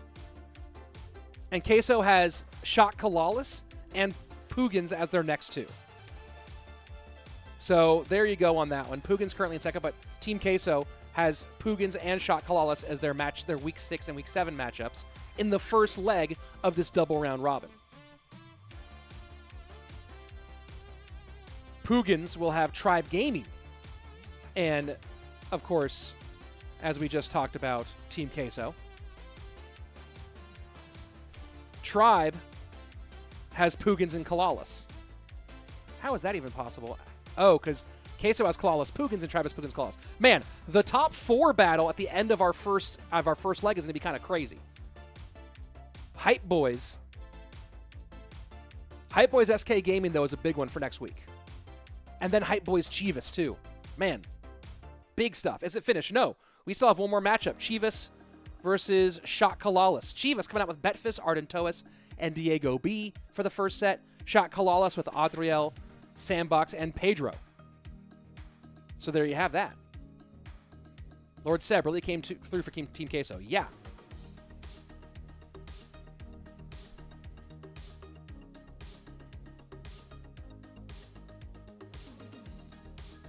That was wild.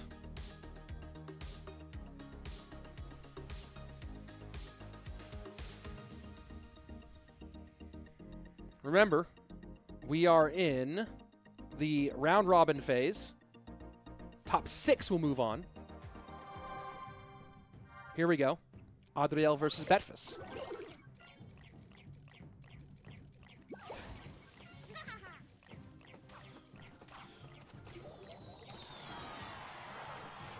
CALALAS and Puigins have the same logo because they are from the same org. They're 2 teams fielded by the same organization.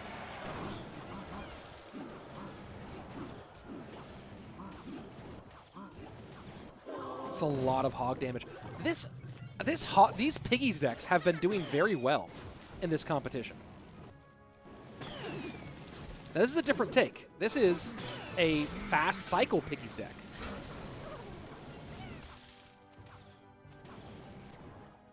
Good patience from Adriel not to feel like he needs to use the Mighty Miner ability there.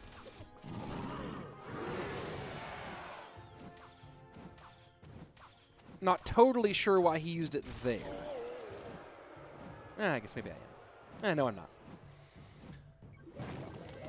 An Inferno Tower. Oh, boy. Oh, boy. Lava Loon push opposite direction, or Loon push opposite direction. Loon plus the Inferno Dragon. Loon will hit. Inferno Dragon controlled. Pretty much even on damage here are these two.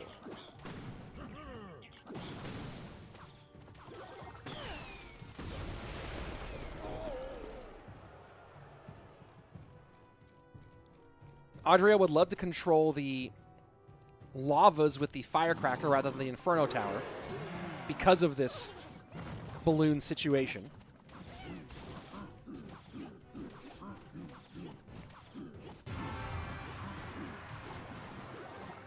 A little surprised Betfas is going Evo Skellies rather than going Barbs in this deck, but maybe going with the Miner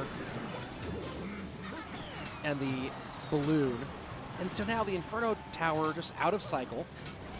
How much of this damage can Adriel prevent? Back to another Inferno Tower. What a cycle. What a cycle from Adriel. Wow. Wow.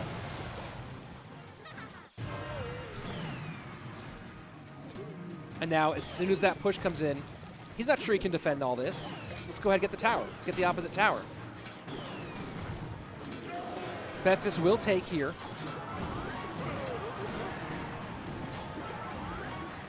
And deciding to let the tower... Oh, that's a big send right in the middle, though. And those Skellies survive. The Skellies survive. The Skellies survive. This is a huge problem for Adriel. The Skelly... No way! No way! Evo Skellies are going to win it! The Balloon takes care of business. What in the world? What in the world? Come on. Come on. Get out of here. Let's go. Let's look at that replay. Are you kidding me? Okay, so I think Adriel felt like he was totally safe here.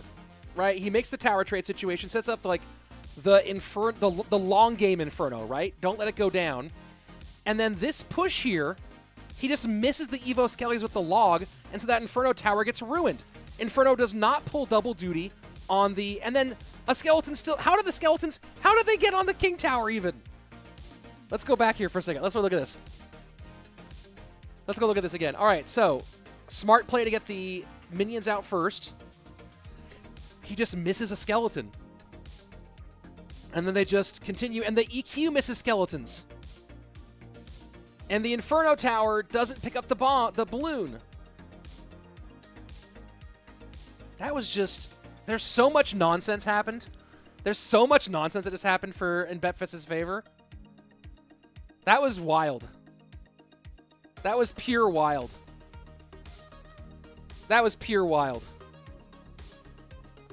Bro, that's just nutty. That's just nutty.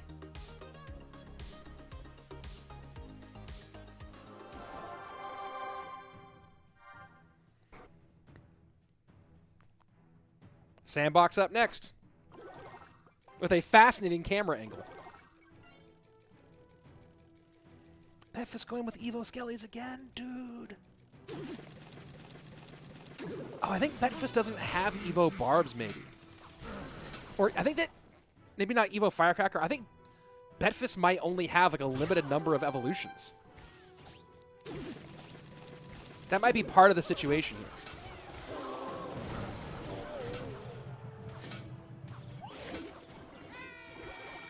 Let me go look at him. I think that might be the case. Evo Skellies.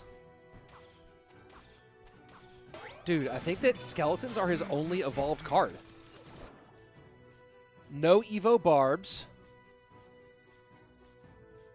He does not have... Where are you at, Firecracker?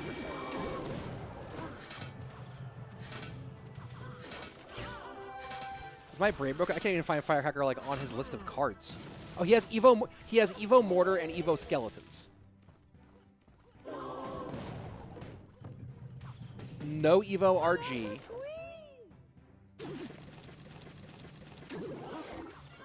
And no Evo Firecracker, I think.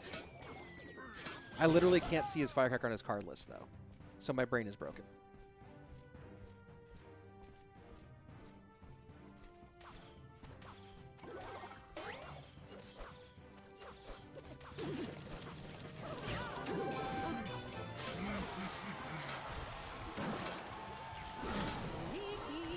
Yeah, he didn't have Evo Firecracker on Thursday, yeah.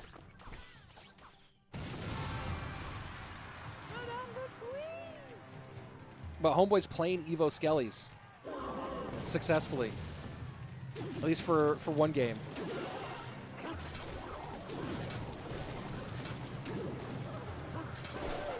Didn't work out that time.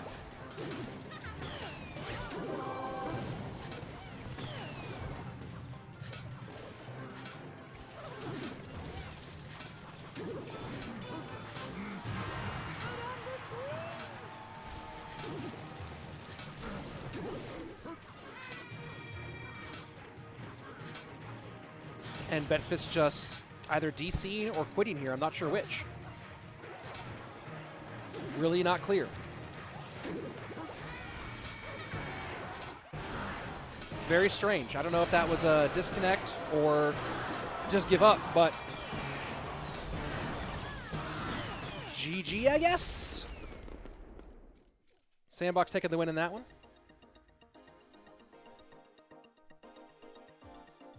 What was that all about?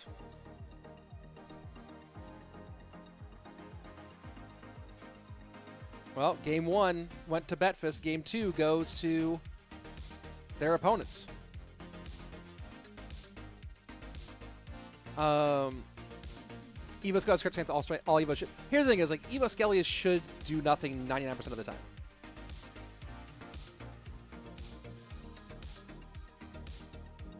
Not gonna lie, when Evo Skeletons don't die immediately, they are highly entertaining to watch. That's true. They definitely bring the heat when they do survive. All right, Ardentoas up next.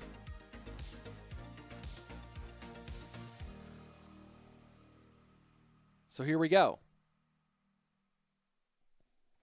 Ardentoas Sandbox for game 3. Betfas and Arden always have connection problems. Yeah, maybe. I guess you're right there.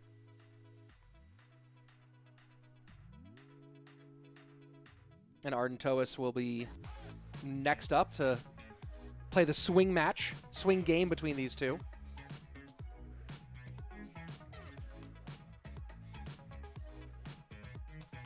Are we expecting more Evos? Yeah, 100%. The plan is, I mean, I think over time, every card will get an Evo. Over time. Hey, Rich, what was your kid's reaction to your new look? This is not a new look. This is an accident. I accidentally shaved off part of my mustache. I had to shave off the whole thing. But he had no reaction whatsoever. I don't think he even noticed it. Not as observant, I guess, as the comment section of a YouTube stream. Arden taking a moment here. And yes, here we go. Starting off in just 1 second. Here we go. Arden Sandbox. Let's do it.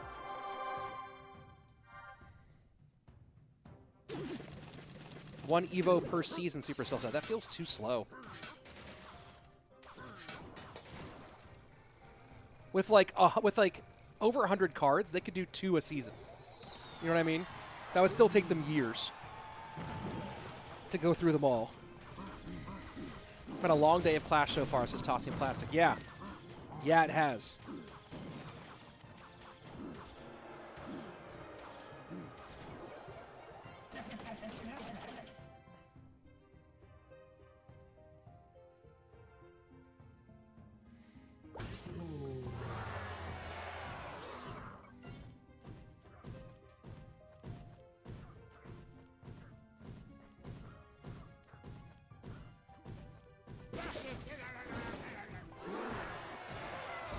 Tung Fung, champions and legendaries don't need Evos. That would be supposed to be rares and commons. Yeah, I think it should. I mean, honestly, like, they should go through commons, rares, and epics first.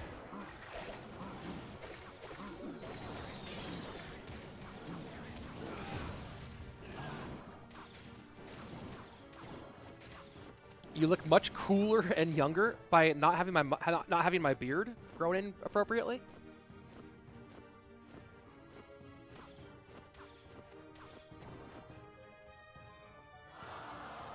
Will SB co-cast with you anytime soon? Yeah, hopefully. It's hard because of our time zones. I wonder if they do all comments first. Maybe. But I really do wish that they would increase the pace of the Evo drops. Right? Like, it would be nice to get like two or more per month. Because again, that even if you just did 2 a month, that would still take 4 years to get through all of the Evos. You know what I mean? Loon won't do much. We'll get 1.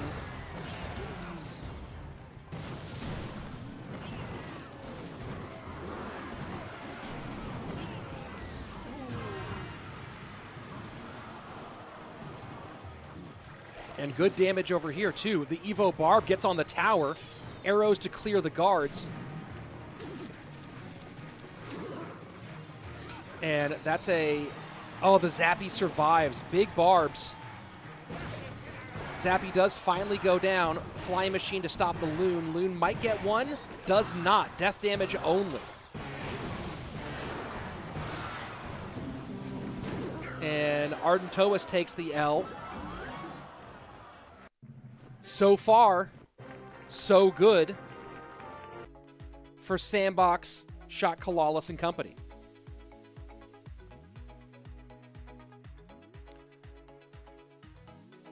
Nobody looks younger with a beard. Sure, but I don't know if I'm trying to look like a child. You know what I mean? I'm planning to keep it more closely trimmed most of the time, but I do want the mustache part back. The occasional 3 or 4 a month for like big groups of things, right? That'd be interesting. But yeah, a little bit more would be great. These pig decks are wrecking today. Yeah, other than that, like error on the in Keith's matchup, yeah. But 1 per season is too slow. And again, like you have so many cards to get through. We don't need it. We don't need it to draw out for 8 years of Evos. DiegoB, last person up on the side of Chivas. Here we go. Will Sandy make this a nice, clean opening set, or are we going to go to Game 5?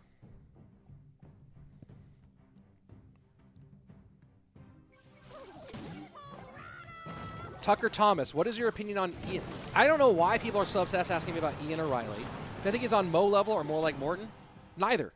He is on neither of their level as a competitive player yet. He is a phenomenal hog player and a good ladder player, but as a competitive player, Ian is not yet on either of their level. Ian is a top 50 player, but he's not a top 10 player. Not in competitive. And that same goes for Riley right now. Could either of them reach those levels? Sure. But right now, neither of those is a top 10 competitive player.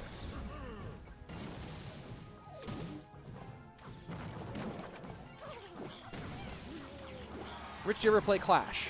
Like Clash of Clans, you mean?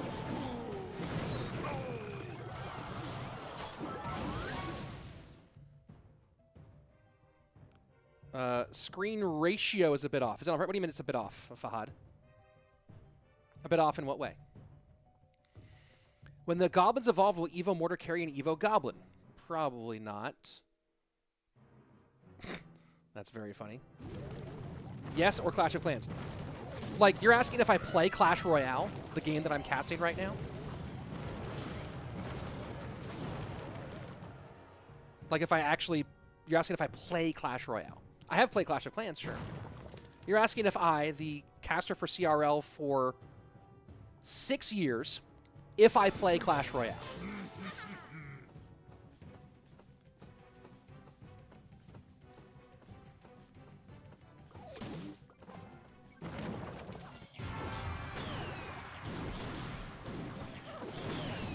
Hog Rider's in on both sides. Hog will not sneak past the Inferno Tower as it's played to the inside. Not even with the little bump from the Mighty Miner, but will still get on tower for 2 shots, 18-20 to 22-75. With set point for Sandbox, Shot CALALAS, and company. Things looking pretty good.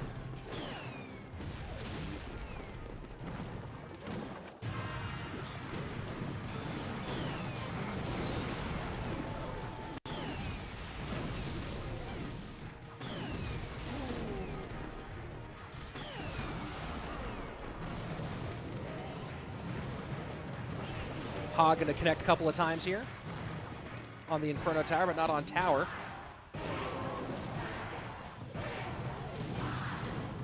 It does feel like the cycle from Sandbox is just a little bit more aggressive. And there we go. Now he gets the shot. 2 shots on towers.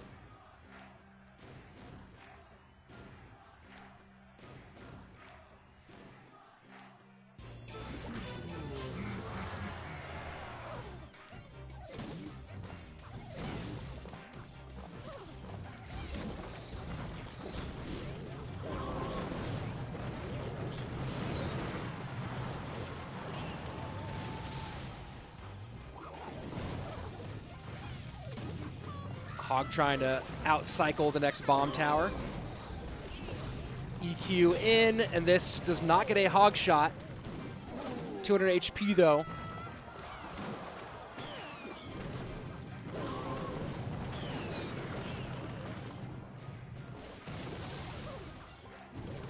And here we go. Set number 1 for Hype Boys.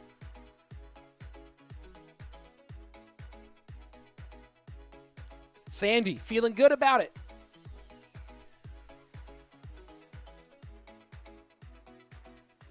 Enough, right, boys. For Shot CALALAS, I mean. Set number 1 for Shot CALALAS. And Sandy still feeling good about that. I missed day 4 and 5. Well, this is day 5, and day 4, I didn't stream day 4. Day 4 was on Mini Minter's channel. Let's see.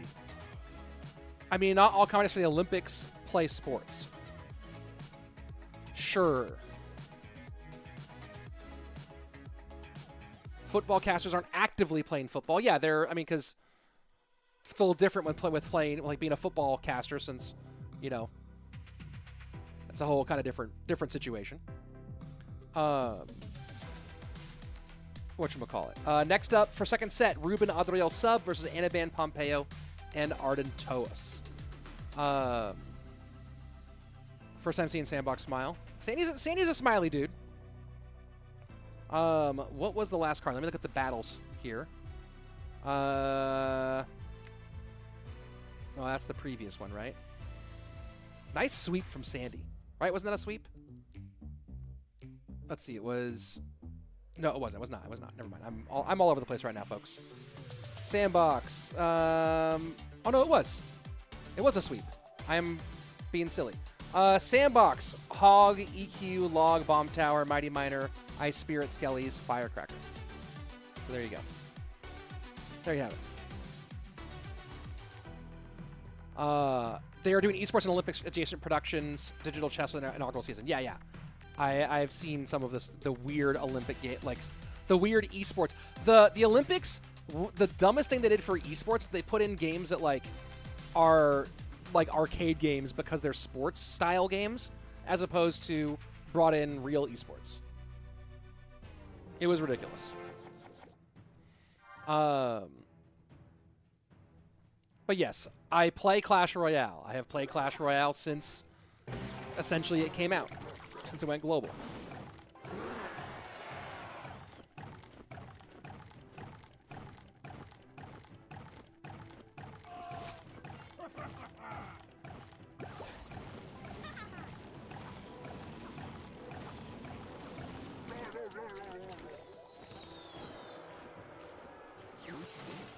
Yeah, I get it. I don't think you can really commentate a game in depth if you don't play it. Right? You have to at least have played it and played it relatively recently so you understand the current game. Like, I could, yeah, I've never played Warzone. I could commentate Warzone, but it wouldn't be like, there'd be no depth to it, right? Like, I wouldn't even know what the guns are in Warzone. But yes, I play Clash Royale. Just always a weird, it always strikes me as a weird question. Maybe it's not that weird of a question. It always strikes me as a very weird question every time someone asks me that.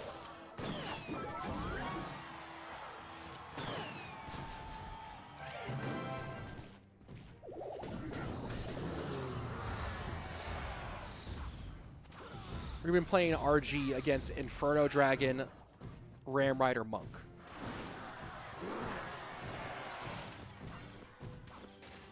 Best of 5 between you and Andrew. When's it happening? Probably never.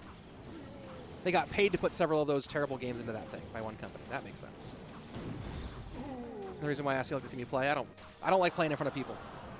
That's why I stopped doing streams where I play. It stresses me out. I can talk in front of 1 million people, no problem. Just play in front of one person, and I get really nervous.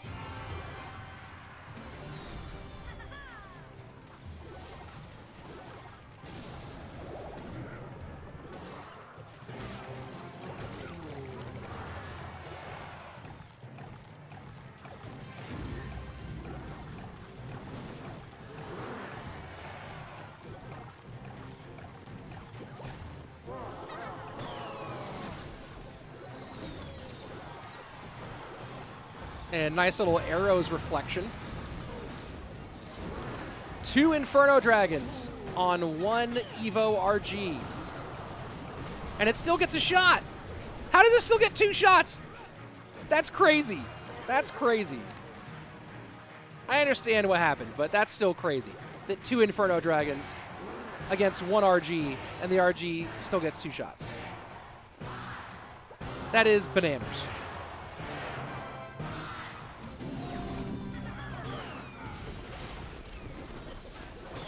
Lumberjack gets pulled, RG doing its thing.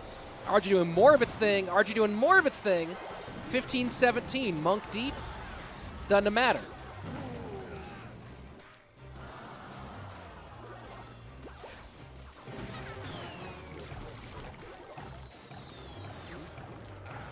Right, that was 2 shots, wasn't it? Am I crazy? Did my brain break? Was that just 1 shot? I thought that was 2 shots from that Evo RG. Am I wrong? I swear that was 2 shots. I'm so tired and so hungry. These streams go so long on these for this Queso Cup thing because it's double King of the Hill. RG in, arrows doing their thing. Evo RG, if it can shoot, it can get past this Monk tremendously, and it does. Oh boy, oh the huge manatee.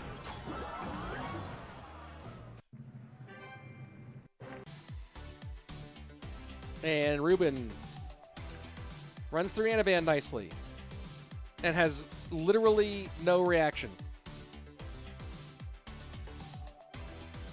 No reaction. RG was already broken. They did something else. Yeah. I think they just really wanted to have a win condition. And that's why they did RG. Because they wanted to have a win condition. They wanted it to be common. I don't know. I don't know. Linus saying RG wasn't close to broken before. Interesting. I would have... Maybe wall breakers would have been interesting as an Evo or something. It's not like RG was being underplayed at the time. Weird seeing Ruben on not Team K, not on Team KSO. Yeah, I feel you on that. All right, Ruben Pomp coming up next. Let's go.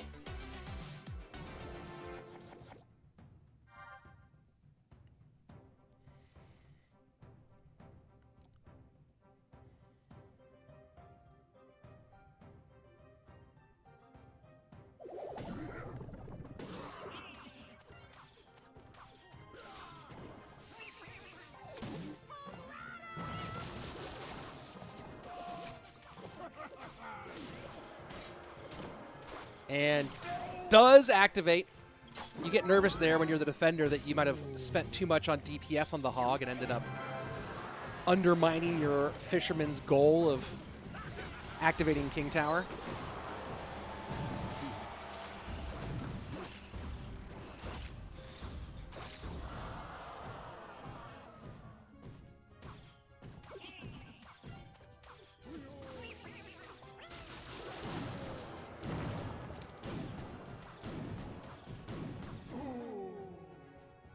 Does anyone agree that Monk... I think you've asked us about the Monk earlier. I don't know if it's under. I think it's rated just about right where it should be.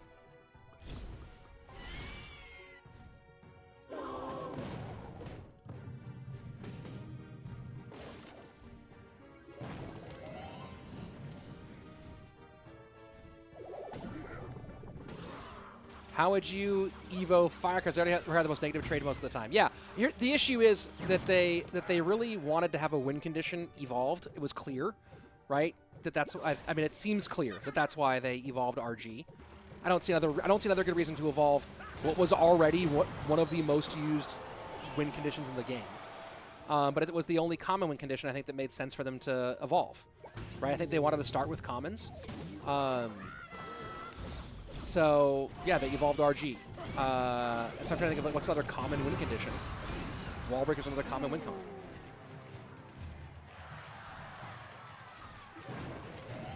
Are they going to evolve spells and huts? I hope they don't evolve huts. I hope that... honestly, I think that the only spawner that I think that should really exist is Tombstone. I'm like mildly okay with Fire Spirit. I think that Goblin Hut and Barb Hut are both so bad for the game. And really just, I wish that neither of them existed. Like, the problem with the way that this game is designed is you can't vault things that are just straight up bad for the game, right? Because people invest time and money into upgrading them, right? So like in Fortnite, for example, when a gun is being overused or it's busted or whatever, they can just vault it.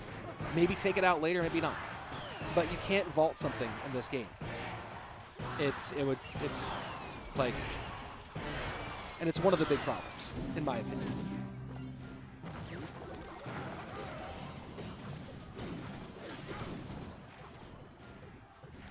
The closest thing they were to vaulting something was when they changed the heal spell to a heal spirit. That was such a significant shift. It was almost like vaulting heal spell and putting in something totally new. And that's the only thing I think they could possibly do. Oh boy, this Hog's gonna do a lot. Ruben's gonna get like 2 big shots here.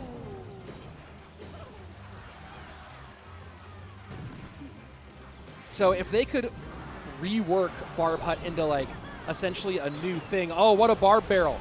Barb Barrel, Fireball, Fish Boy in, Monk trying to help. Monk ain't gonna do nothing. Log trying to knock back. That's a big Log knockback. Can it save enough? RG doesn't hit. Ooh, boy. And now going into this side. And that's a good Monk reflection. Great Monk reflection. Hog trying to go for it. Hog trying to make this happen. Does not get that last one. Firecrackers down. Lumberjack out in front.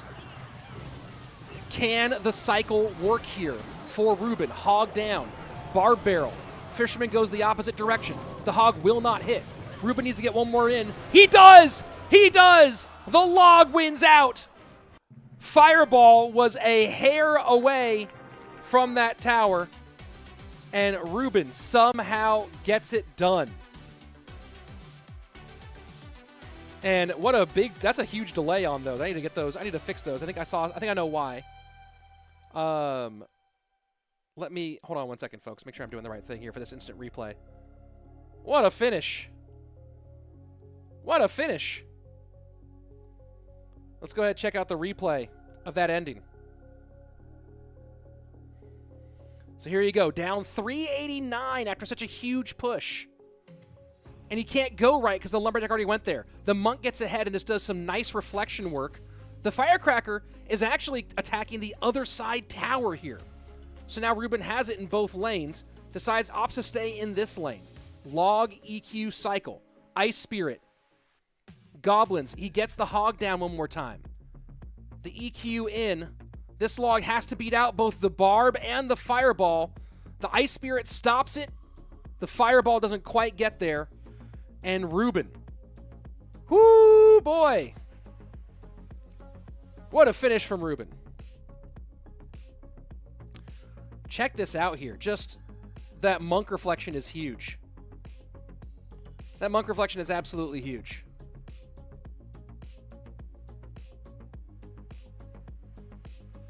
But then this is so dangerous, right? Fireball goes in. The Barb Barrel, the Ice Spirit just barely gets there. And the Ice Spirit, honestly, the game saver right there. And Ruben going left was big. And now it comes down to Ardentoas. Can Ardentoas save the day for Chivas? Or does this leave the door open for SK or Hype Boys to chase them in that number 6 spot? Here we go. Arden Ruben. Possible second sweep for Team Queso.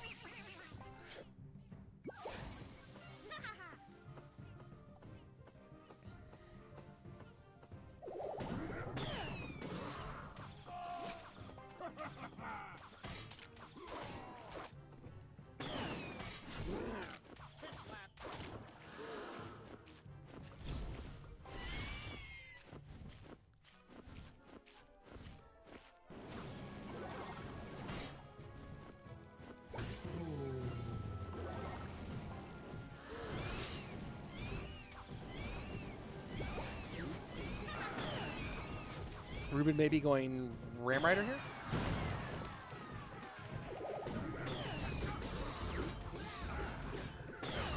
What's the best 1 elixir card? Oh no, Shot CALALAS, not Team Queso. Yeah, I'm just so used to it. It's, you know what? You feel me. You guys feel me. You guys feel me. Years of saying Team Queso. Shot CALALAS. Also, just like, I wish their name was simpler. CALALAS. It's even like not, even just like shortening it, going like, it's not SK because SK Gaming is SK. CALALAS is, I meant just call him Shock. It's just like, ugh. Make your name easier to say in a heated moment. CALALAS.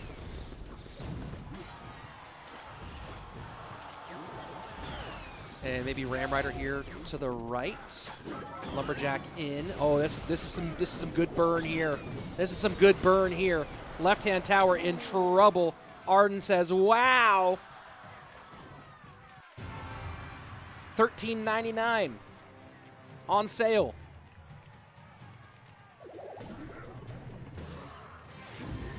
Left-hand tower looking like a season pass. Diamond edition.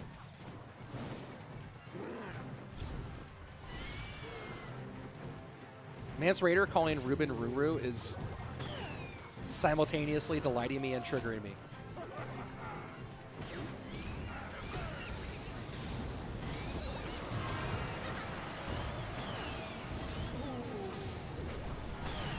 It's crazy how much damage that RG can get based on that fireball resetting the Inferno Dragon. That's just so nutty. That's so insanely nutty. Ram Rider still touches. Lumberjack gets in. Fireball. The Ram Rider does not finish off that tower, but that fireball was wild.